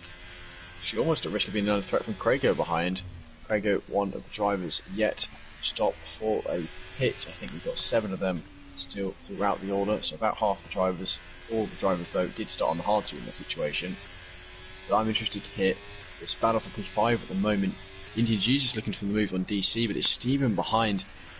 Stephen and Indian Jesus, they're the ones to think about. And Glowstick is in the pit lane too, in the Mercedes, but these two are right behind DC. I think what frustrates me about Rapid is that his judgment is, it's a misjudgment really for him in every single race, because he's had great pace, but here comes Stevan up the inside. It's turn 1 ahead of Indian Jesus. Does he outbrake himself? No, he doesn't. What a great move as Stevan puts himself into P4 ahead of Indian Jesus. P4. Both of them in one straight. Beautifully done by him. Of course, DC knew it was going to happen on those older hard tyres. He'll be doing a hard medium or a hard soft, so just to make the stint last for now. But Steven timed that very well. Do you recognise that name in the chat? We've got someone who's just said sorry, Simon Ernsgaard Anderson. Another name I recognise. Yeah, I recognise him. What are you sorry for, mate? Yeah, he does. He's not racing, but yeah, he said he would join back at about 10 minutes ago, which was 50 minutes ago. But at least you're here, Simon. But yeah, go back to the point of Rapid. He's just a bit. What's the word to describe it? He just misjudges things. He's not really patient. We saw back in the Singapore Grand Prix, he had a clear shot to win the Grand Prix. Same with King Panda. It's just these little mistakes which gets to him, unfortunately. Which mistakes doesn't need to be made, if that makes sense. Like, it could have been easily avoided, those mistakes. And here's Glowstick all over the back of his teammate. It could be an easy race for him. He's back up into P6. How close to strategy could be towards the end of the Grand Prix? 15 laps to go. Can he catch Indian Jesus? He's on fresher tyres in comparison to the Aston Martin driver and the Alfa Romeo driver. Could be on course for a win or a podium. We'll see the top 3 yet to pit, along with DC as well down in P7. But we'll see who's got the best strategy. The people started the softs, mediums or hards. We'll see. Simon says, I've been here, just haven't said anything. That's fine, Simon. But for Rapid, he's going to be absolutely furious, because he'll be thinking to himself, why the hell did I do that for? Could have waited, could have bided my time, but there's a reason why people win races and winning championships, and Indian Jesus in the lead of the championships is because of consistency, flawless mistakes, and the Singapore Grand Prix proved it really. Ooh, and Neil's tyres crashed. Safety car. That is a safety car brought out the exit of that turn. What number is it? Like turn 4, 5, whichever one it is. That long right-hander somewhere must have lost traction off into the wall, and that is him out of the race. That is a safety car. Now, you mentioned Glowstick on his strategy. Glowstick actually, before the safety car came out, gained an entire second on Indian Jesus. So he was looking to catch as Indian Jesus pulls into the pits. I think that's a sensible decision from him. Gives him a chance to put on some fresher tyres for towards the end of the race. Glowstick choosing to not pit for tyres. I think that probably is the right move. He only had a couple of laps on them, and while he certainly pushed them a little bit in those laps, it remains to be seen how much he'll get eaten up by the other drivers once the race gets back underway. None of the cars are a lap down, so everyone is back on the lead lap, gives them all a chance to get back in the race. Craigo, of course, unfortunately does have that 3-second time penalty. He'll be happy to get in, stop and catch back up with the pack. Actually, this is good news for Rapid as well, isn't it, after his mistake? It is, gives him a second chance essentially, but can he use the second chance now? He'll drop down into P12 behind Nacho. He's got a lot of work to do if he wants to see Indian Jesus again.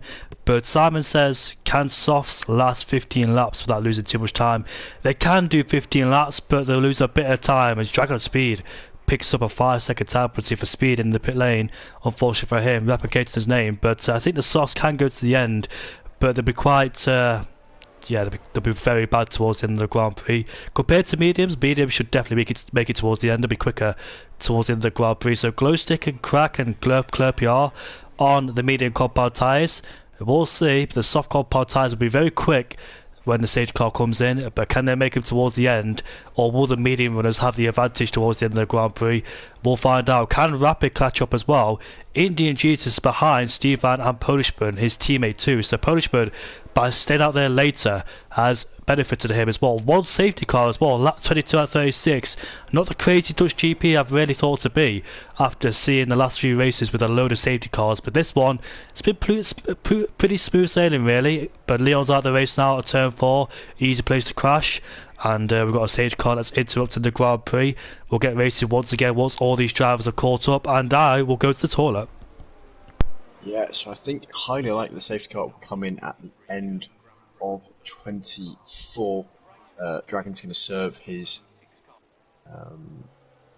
penalty this lap. Actually, no, end of 23. Sorry, they've already done a lap behind the safety car. So end of 23, that leaves 13 laps of racing left, which is manageable on the softs. Oh no, sorry, they will be the end of 24. I'm being an idiot. Ignore me.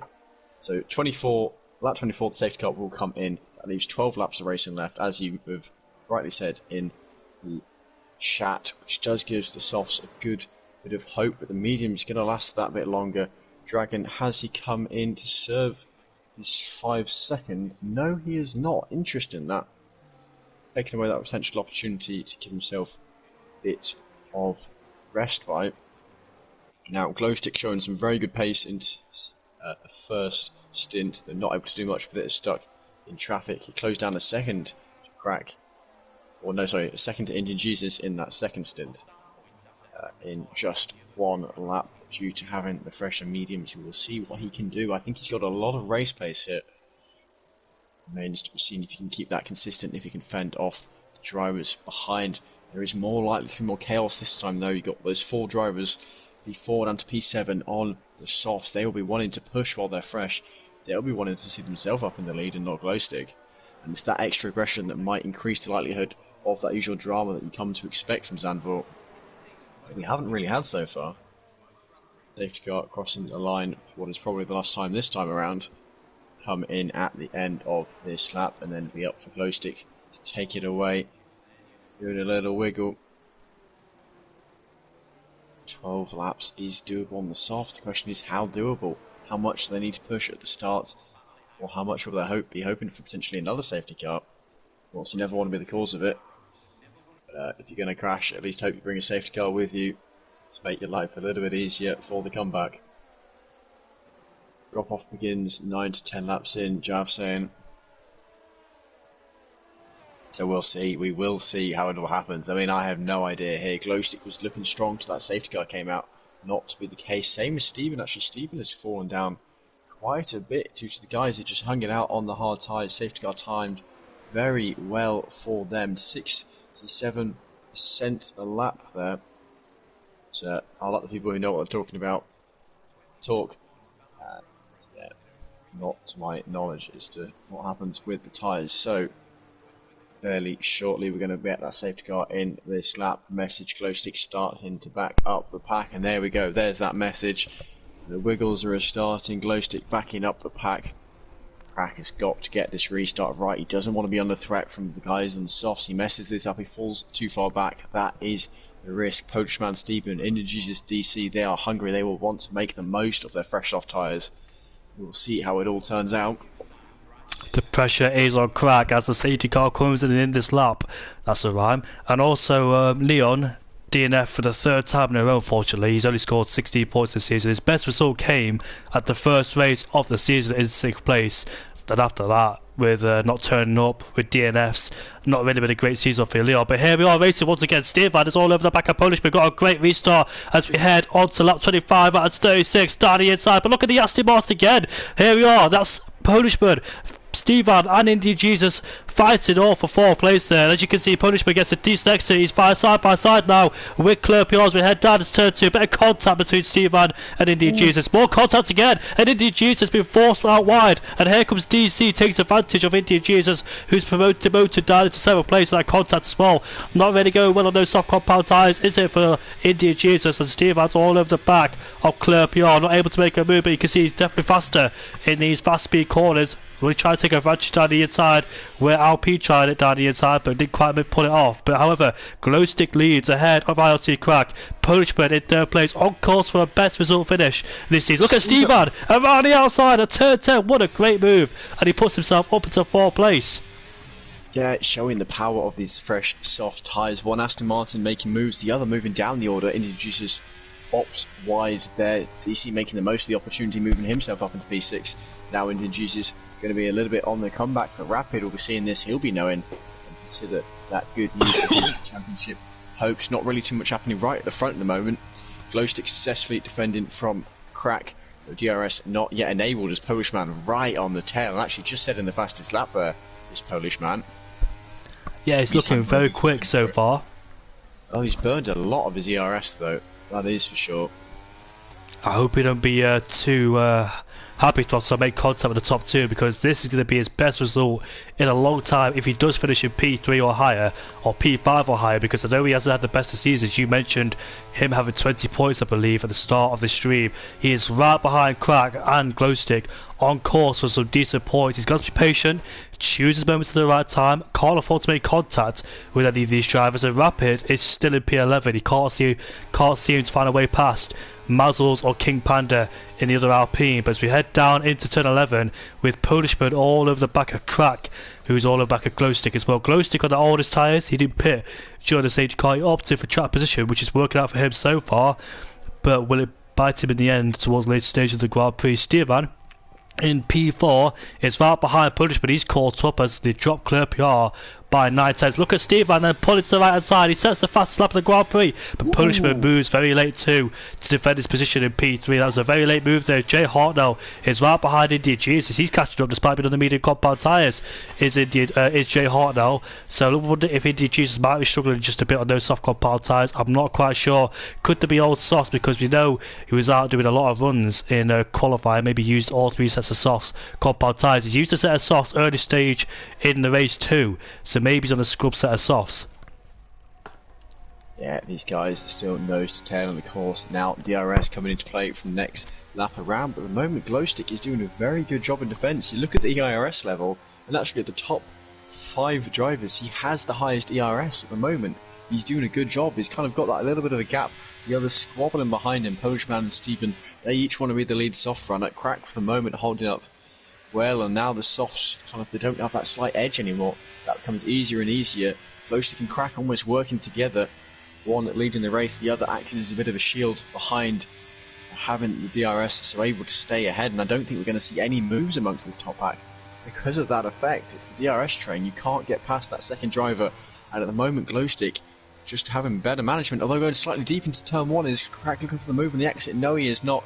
Gets close, doesn't go for it in the end as Tobes around the outside of Natcher into turn 1, actually going slightly wide, but does stick it around the outside, holds on to that P12 position. I think the medium runners have the best advantages there, Jono. They'll be good towards the end of the Grand Prix. The softs won't be, especially Indy Jesus. I suspect he's used all brand new set of softs in qualifying and the start of the race too, where he starts on. So he might be under pressure from the guys behind. King Panda is right behind Jay Hartnell. Crack cut the corner at turn 9. He didn't cut it completely. He won't get a warning for it, of course, but not the usual line, it must be said. He's still putting pressure on Glowstick. I think he's the best place to win this Grand Prix, Jono. Yeah, I think I'd agree with you at the moment. I think Polishman is pushing his soft tyres too much. We saw him get the fastest lap and then immediately getting green sectors, or I guess purple sectors next time around. But I think he's pushed his tyres too much too soon. We said it's 12 laps of green after that safety car ends. And with those 12 laps, the mediums will have the advantage towards the end. The fact that they're showing this advantage at the start of it is even more of a sign they are the tyres to be on. As Crack looking around the outside of Glowstick defending behind. They're almost 2 by 2. Stephen with the inside, Polishman with the outside, still side by side those two for position 3. Can Polishman hold it? No, he's cut off. It is Stephen up into P3. Gets that Alfa Romeo into that position. Wow, great pictures. I turned off all of my graphics there to watch just these cars going at it. The top two, third and fourth, two groups going side by side, came out unscathed, very clean. Steve Van up into P3, but how are those soft top compound tyres going to be as well? We saw him struggle early stages on the medium compound tyres. Could he struggle on these soft compound tyres too? They'll be hanging off towards the cliff towards the end of the Grand Prix. So Crack will be in the best position in P2 to try to overtake Glowstick as well. And we've still got cars behind, very close indeed. King Panda managed to overtake Jay Hart now. He's right to the back of Indian Jesus. Could he be putting that to Aston Martin under pressure and put him further towards Crack, towards the back? As Mazzles is right behind Jay Hart now as well. He's in P9. His best result came at the Singapore Grand Prix, finished in first. And Steve Van picks up a 3-second time penalty. That's our first penalty. Well, actually, Craig has picked up his penalty too. But crucially, inside the top three, he's picked up that 3-second time penalty. And here comes Crack on the back of Glowstick. Opts to go for the outside line. Tried to do a switch back, but can't quite do it. But he might do, but can't quite be alongside there. And he'll stay in P2 for the time being. So very good racing between the top two. With Steve Van there right behind too. A massive continuing effect. And hopefully they come out unscathed as well, because this has been some great action. We've got 6 laps left to go. Who's going to win the Dutch Grand Prix? Will it be Glowstick? Will it be Crack?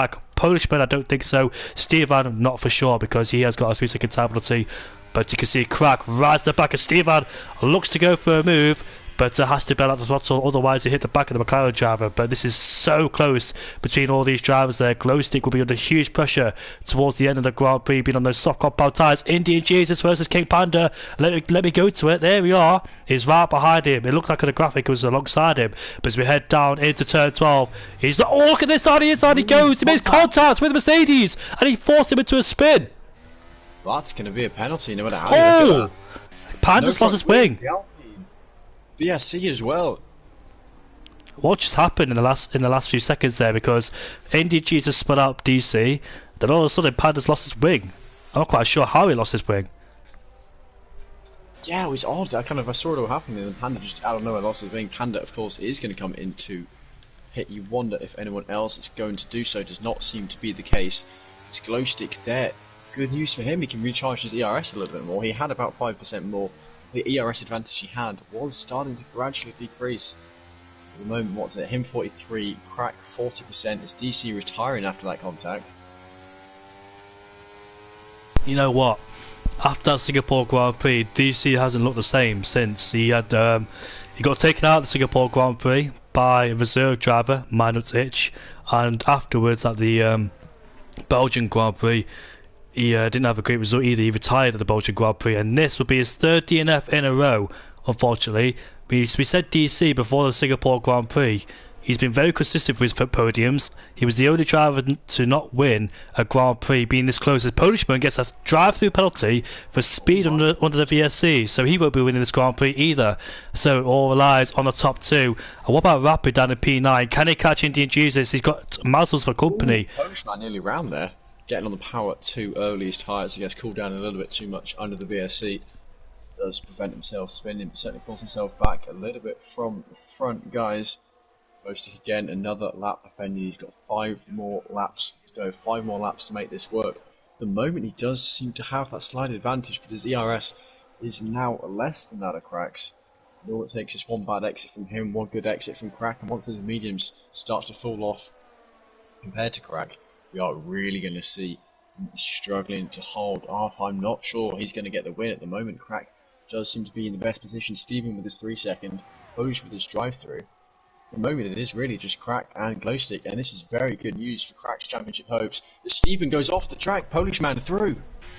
I thought I saw that in the background. Steven going out wide. He's let the Aston Martin driver through, but Polishman will be going into the pit lane towards the end of this lap, and this could not be bad news for Indian Jesus. He might finish P4 in the Grand Prix. We know P3 and P4 have penalties, so Indian Jesus might finish in P4 towards the end of the Grand Prix. Claire PR in P5 could be on course for a podium.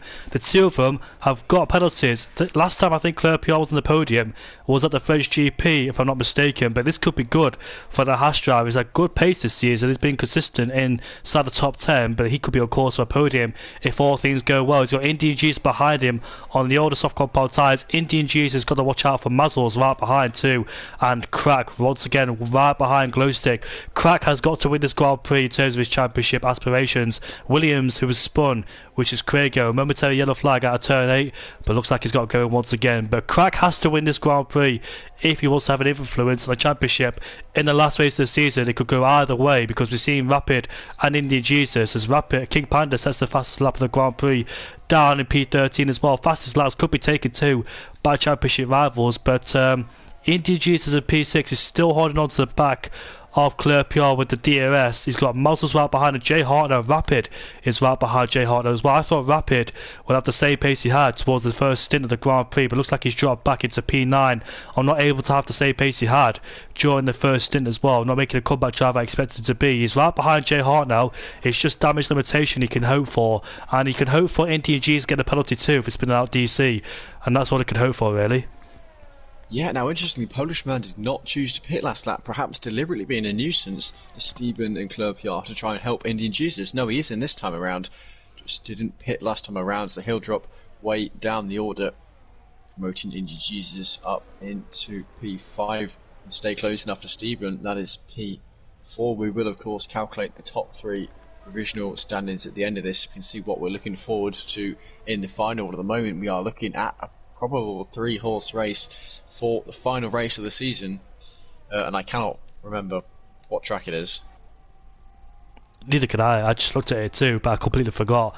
But there's 3 laps left to go in this race. I think Glowstick will be under massive pressure because he's got no ERS at all, whereas Crack has, sorry, in P2, so he should be on course to overtake him down into turn 1, but when will he do it? Will it be on the next lap or the last lap? And he knows he's safe behind because he knows Steve Ad's on older soft compound tyres. Crack being patient, if he burns through Banker, he's got it. Yeah, if he burns through. The ERS difference, I mean, that's 40% now advantage to Crack. This is essentially just waiting for it to happen. I reckon he'll do it lap 35 onto the start of lap 36. It seems the smart move. Just gives him 1 lap of defence. Saves ERS this time around. And yet, Jav saying the same. He can pressure him here. Yeah, literally braking on the straight because he knows he doesn't need to go for the move. He doesn't want to go for the move just yet. As long as he doesn't make a mistake and Stephen get past him, that is absolutely fine with him. Rapid P7 now. Indian Jesus P5. Look at this! Look at this! Stevan has put himself into 2nd place. He's split the top 2. He's actually put Crack down into P3. So Crack now is at a disadvantage. He needs to overtake Stevan, and he's not going to go for it down into turn number 7 here. Wow, this could change things. Could Glowstick win this Grand Prix because Stevan's helped him? He's split the 2 up, and we'll see if Crack can get past Stevan and Glowstick on the straight. 2 of them in one go. I don't think he can. The gap starts to separate now. So actually Crack, who was in the place to win this Grand Prix, has now put himself down into 3rd place, and it looks like he's not going to win this Grand Prix either because Glowstick is pulling away from Stevan. If he builds 2nd up, there's no way Crack can win this Grand Prix. So actually Stevan might help Glowstick win this Grand Prix by putting himself into 2nd place. Now Glowstick doesn't have an ERS, but he's got to make sure he burns it all now on the straight because Crack will be burning all of his ERS he has at his disposal. Let's see what happens down to turn 1. This race has changed now with Steven putting himself into 2nd place. Here comes Crack down the inside. Into turn 1 we go. Late braking, corner 4 contact. He makes contact. He pushes him out wide. But let's see who gets ahead. It is Crack versus Steven. Both LT drivers. Up the inside he goes into turn number 2. And he stays there for the time being. But when he gets a bad exit like he did the last time round, he won't do. But he gets bad traction. And Steven's all over the back of him once again. But I don't think there's no way past in these fast speed corners for Stevan. I'm surprised Stevan's fighting so hard with a time penalty as well. He's actually put an influence in this race, and it looks like Glowstick will be on course to win this Grand Prix if anything doesn't happen to him. That's a great drive from Glowstick if he can win. You can see Crack is still defending from Stevan there, so Stevan's got some good life in those tyres despite being 14 laps old in this Grand Prix. But Crack's gaining and gaining, but it's too late for him. There's no way he can get past Glowstick unless he makes a mistake, of course, in the final sector. And Glowstick now, he has to keep it nice and controlled. There's no room for error whatsoever. He knows he's on course to win this Grand Prix. He's coming towards the penultimate corner, and now towards the final corner. He's glad that this is the last lap of the Grand Prix. Otherwise, it would have been overtaken with no ERS. Here he is. Glowstick will win the Dutch GP ahead of Crack. Stevan at P3. Indian Jesus gets Stevan. Mazzles P5. Rapid in P7. Jay Hartnell P8. Toves and Dragon of Speed is at the top 10. Despite Rapid penalty down to P8. Jay Hartnell taking that P7 off of him, and that has championship implications. My goodness, Stephen, what an upset in the end. Just going for the move. I mentioned Crack had the win nice and easy as long as Stephen didn't get through, and Stephen immediately gets through, takes that PT off him for the moment, has to fight his way back through, burns all his ERS, and that is enough for Glowstick to hold on.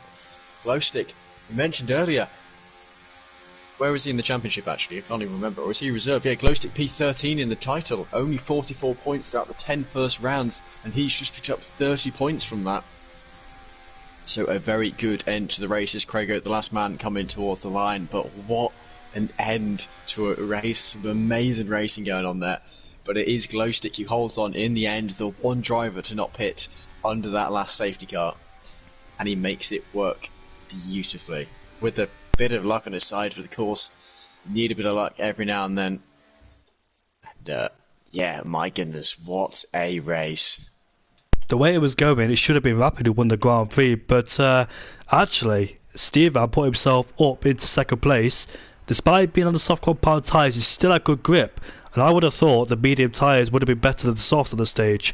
But Glowstick, what a fully deserved win. Like you said, look these three on your side, and he won the Grand Prix being on all the tyres. He stayed out during the safety car, and the strategy works his favours to his perfection.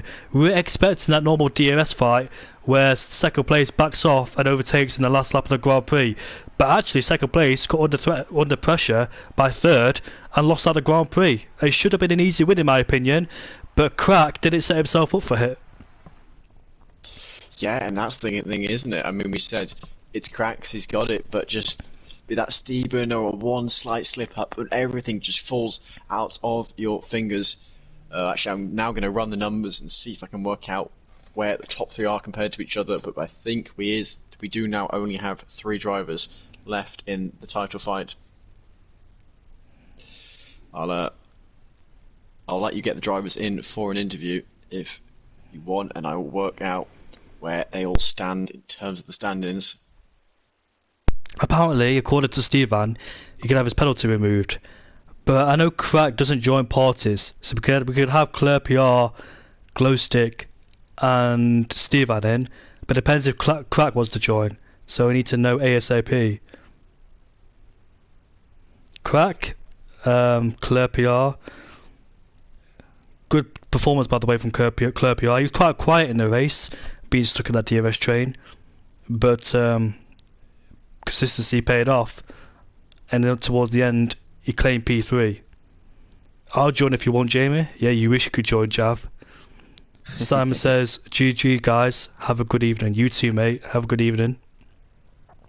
Yeah, so I've quickly ran through the numbers, and I'm making Indian Jesus on 181 points, Rapid 11 points behind on 170, and Crack further 8 points behind him on 162, which leaves him 19 points behind for the title. So there's just those 3, and that's just slightly more spread out, especially after Crack's slip up at the end. But we've had Claire PR join the party. So, yeah, hello. We'll go from P3 upwards. Hi, then. guys. So, Claire PR, P3. Would you expect now all towards the later stage of the Grand Prix? 2 of drivers ahead of you got penalties. You were on the medium compound tyres towards the end of the Grand Prix. You were fighting for 6th and 7th for the first part of the race, that DRS train. What part of the race did you think the podium was on the cards for you? Well, to be honest, it was only after the safety car because I thought Jesus and is it Rapid? I think Yes. had pitted quite early, and I thought they'd come back, and then obviously Glowstick looked quick, Crack looked quick, and to be honest, I thought Polish Man looked quick as well actually, but he unfortunately got a drive through. But yeah, and I think it was after the safety car really, because I was just kind of more hanging on and hoping everyone else was falling off. But I don't know. There's been some discussion in the paddock chat that I might actually, Stevan might get his penalty removed, so I might not have P3. But no, it was just an intense race, to be honest. It was just like DRS train, like making sure everything. I was keeping it on the track and everything like that, because yeah, everyone was just on it all the time in that race. But yeah, as I said, like I was trying to keep hold of Glowstick, I think, in the early part of the race, just trying to keep in his DRS when he was thinking about 4th or 5th, and just kind of try and pull me along and save a bit of fuel, save a bit of ERS, which I did. But yeah, the late safety car I think helped massively, because I think me, Crack, and Glowstick didn't pit before it, or we pitted on the lap it came out. So it was quite good for our races, to be honest. And I think I don't know if there was a pile-up between Dan or DC and Jesus at the very end that may have helped free up behind me a little bit, I think, because I thought that Dan might end up kind of throwing everything at it from that side. But no, I think generally, yeah, it was a good result. But yeah, I might be losing P3. Hopefully Steve Van can't get his pedigree removed. But no, I think it was a good race. It was just an intense race and a long race, I think. Well, P3 or P4 has been one of your best results this season since the French GP when you picked up a podium on that particular race. But what's happened this season? Because I know you've been up there in like Austin as well, but in the last few races you seem to struggle a bit. So what's the change between now and the last few races? To be honest, probably haven't been involved in any incidents. There's a bit like Singapore was just chaotic. Sure. I wasn't here for one of them, I think. But yeah, Singapore was chaotic. I think I got taken out in another one. So yeah, it was just it's mainly been incidents, just unlucky, I think, really, more than anything. And it's a bit annoying because I should probably be further up the championship, but yeah, what could you do? I think, unfortunately. So, and I generally think I've not been slow. It's more there's been incidents and stuff's happened during the races. That's then sometimes it's been my fault, sometimes it's not. I think in Vegas I got a drive through in the last 3 laps. So yeah, it's just cost me, I think, unfortunately, this season. Yeah, you did as well. I remember mentioning that on the stream, and Harry Palmer asked me why you got a penalty for driving under a safety car, driving quickly through a safety car. So I remember that one for sure. But the battle for P10 in the constructors or P8 is looking very good. There's about not much separating those guys behind. So what's your target? I think P8 is the realistic target for you in the championship. Are you looking at championship standings? Yeah, I think so. I think if everything works out correctly, I think I've got a win to maybe, and Toby not finish, to actually come ahead of him in Bahrain. So that's looking quite highly unlikely. But no, hopefully I can hang on. I think there's a few of us kind of in the similar points range. But today's result hopefully has helped that massively, I think. And yeah, I don't know what impact that's had on the championship, because I think Panda got taken out early, or something happened in turn 1. Obviously, Rapid's don't know where Rapid finished, and I think Jesus might be potentially getting a penalty for the end of the race incident. I think so. Yeah, it will be something you will be interested to hear. Stephen did not clip his race director, so his penalty will probably not be removed. Oh, no. That is unlucky. You get to keep unlucky. Admittedly, I've just read it. Like, it's official. P3's official for you. Oh, thank God. Okay, so that's good. That's good. Get about 3 or 4 more points, which helps in the championship. So yeah. But no, that's good. That's good. So unfortunately, sorry, Steve-Ban. It's unlucky for him, but he'll take P3. So yeah. And how are you feeling for the final race of the season in Bahrain? You said it was. Yeah, not too bad. I'm generally okay around Bahrain. I think it's the first few corners I tend to struggle with sometimes with a bit of traction, but no, other than that, I think I should be okay. Hopefully, top 8, top 6, generally, again, qualification, and then see what happens in the race. Hopefully there's some chaos in front of me and I can maybe sneak another podium. Do a good way to end the season, I think. Congrats on P3, mate. And you got any questions for him, Jono? No, not really. I think you've asked all that needs to be asked. So just good luck for the final round and congratulations on the podium. Thank you both. Mazel says, I have the race director if Steven needs it, but I think Steven needs to report it himself, not Mazel's. You are allowed Don't do me like that. If they have the race director for everyone, that is allowed. Ooh. Don't do me like that, Mazzles, what are you going to do, mate? Are you going to give Steven the race director or not? All eyes on you now, Mazzles. Don't do me like that. Yeah, anyway, hopefully, fingers crossed he doesn't. Mazzle's decided who has the podium or who doesn't now. He does. I'll have to chuck him. I'll be like, I'll chuck you a $5 under the table, Mazzles. Not that I'm bribing the head admin. Oh, it's not the head admin, the tier admin. But, But Yeah. thank Anyway, you. on to Glowstick, the winner of the race. Congratulations for your win. I imagine you weren't particularly expecting it with Crack staying so far close behind you, but No, Stephen coming in at the end. Well, describe how that felt. I don't even know what to say, boys. You know, I was first win in CRL. I came so close last season, but Abu Dhabi.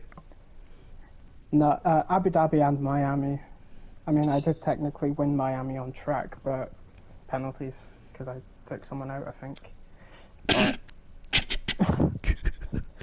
Sorry, continue.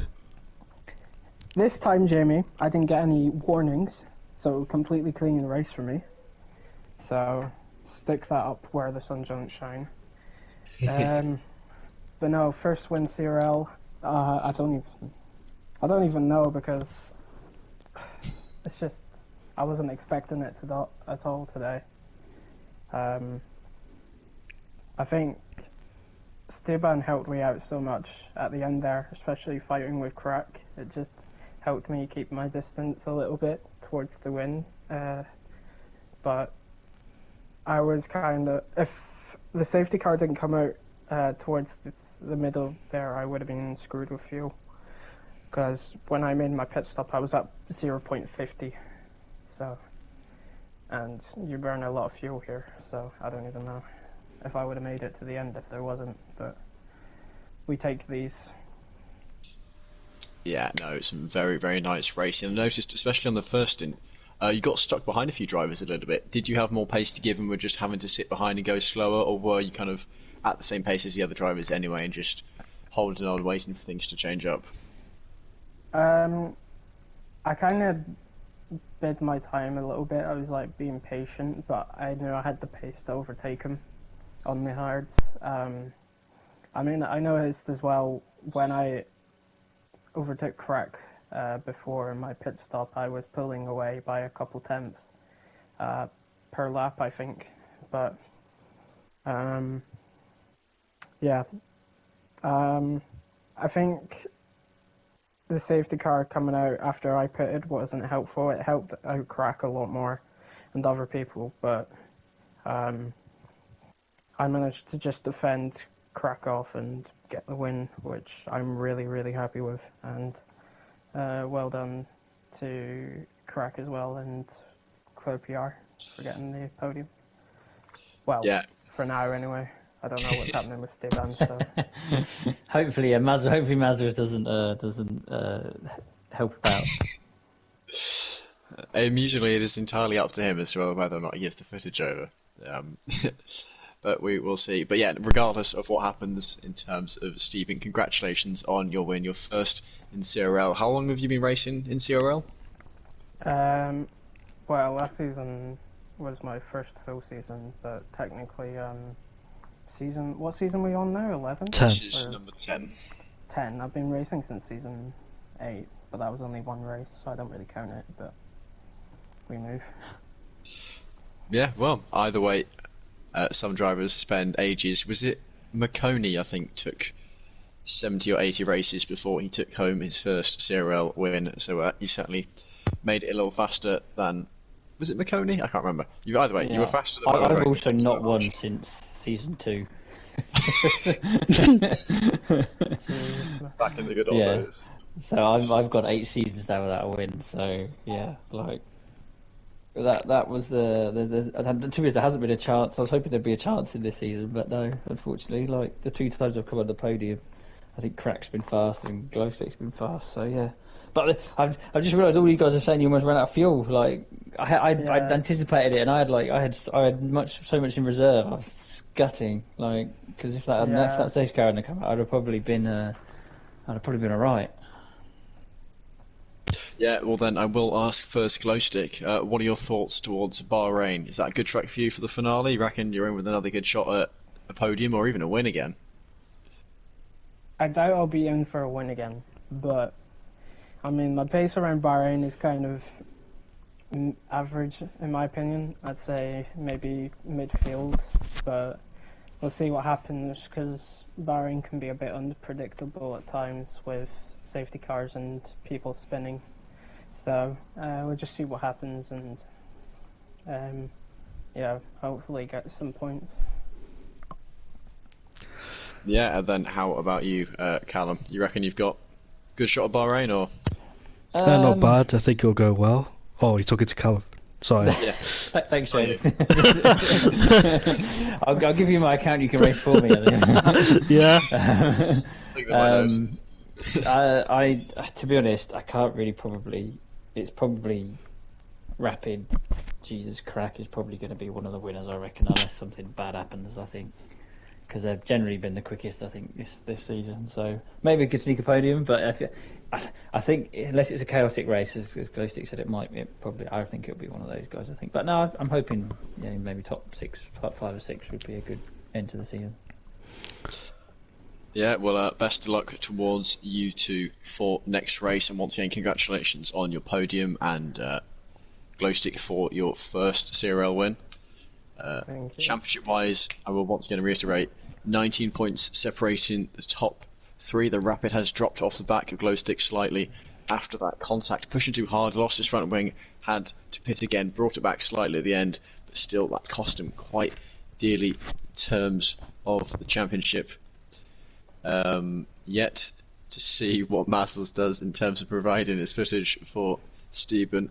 Unless Indigo, you've got anything to ask? Yeah, Glowstick. You probably mentioned this already, but I forgot, or probably forgot. So when the safety car came out, were you not anticipating pitting at all to put on a brand new set of tyres, or did you want track position? See, because my tyres weren't that bad, I was only out for 2 laps before the safety car came out. So I was thinking if I get track position and hopefully my raw pace can stay ahead of Crack. I mean, because towards the end, I think you guys noticed that I was quite low on ERS, especially towards the later end of the stage of the race.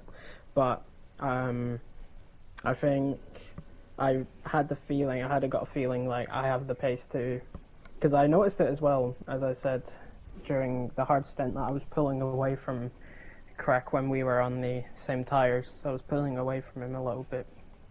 But I was just hoping and praying that I could just kind of fend him off and defend really well, to keep him off and try and go for... No, I wasn't thinking for the win, but for a top 3 at least. But I mean, the win is what happened, and I'm really happy. And I was crying, so I'm glad you interviewed Claire PR for ages, because I was still crying during that. I have a tendency to talk a lot, basically, so that's fine. But yeah, I was honestly crying, and I'm still shaking a little bit, so I'm really happy, as I said. But yeah.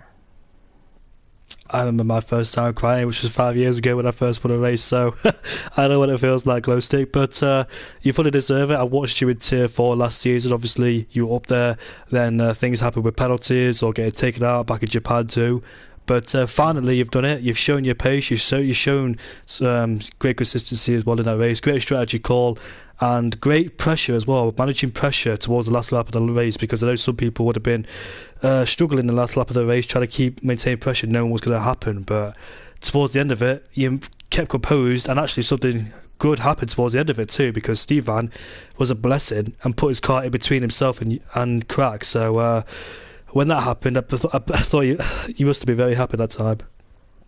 I was, honestly. Yeah, I have to kind of thank him. I did thank him in messages saying I know it wasn't planned as such, but he was going for the win, and so was I. But him overtaking Crack kind of held him off, and really helped me to go towards the win. But I'll say thank you for trying to go for the win.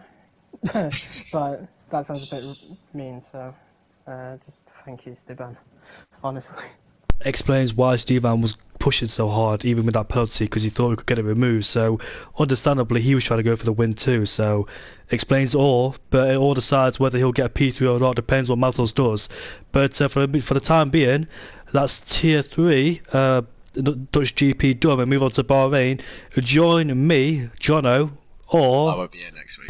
Bunny's back on Thursday for either me racing in the Netherlands or commentator, because I haven't commentated for the past 3 weeks in Tier 1, so we'll see what happens on Thursday. But Jono, thank you for today, mate. Been a pleasure. Yeah, no, it's been good. I can tell you for a fact I won't be commentating this Thursday as I'm racing myself in a different league, and hopefully next Monday I won't be commentating, assuming my knee gets better. You hope. I'm hoping my knee gets better. Yeah, I hope your knee gets next better. week, you've got me, but bad news for my leg. But nah, it's been good fun. It's been a very good race. So I think I might have to watch Tier 3 next week to see how the championship all closes up, because my goodness, it is looking close among that top 3. Yeah, Crack has got himself back in the championship fight too, but that win could have given him some extra points, but we'll see. But Jordan's back for Tier 3 at the Bahrain Grand Prix next week on Monday. What are you going to say, Jono? Mazzles has said it's done. He hasn't specified if that means he's deleted the footage or if he's given the footage. He's being sneaky, he's being cryptic. He's being cryptic. I'm going to be messaging him in a minute, like, have you fully removed it? Oh, what does fair? He's just said fair is fair. I don't really know what that means. Mazzles will determine he'll get a P3. Jonas back next week to see who'll get it.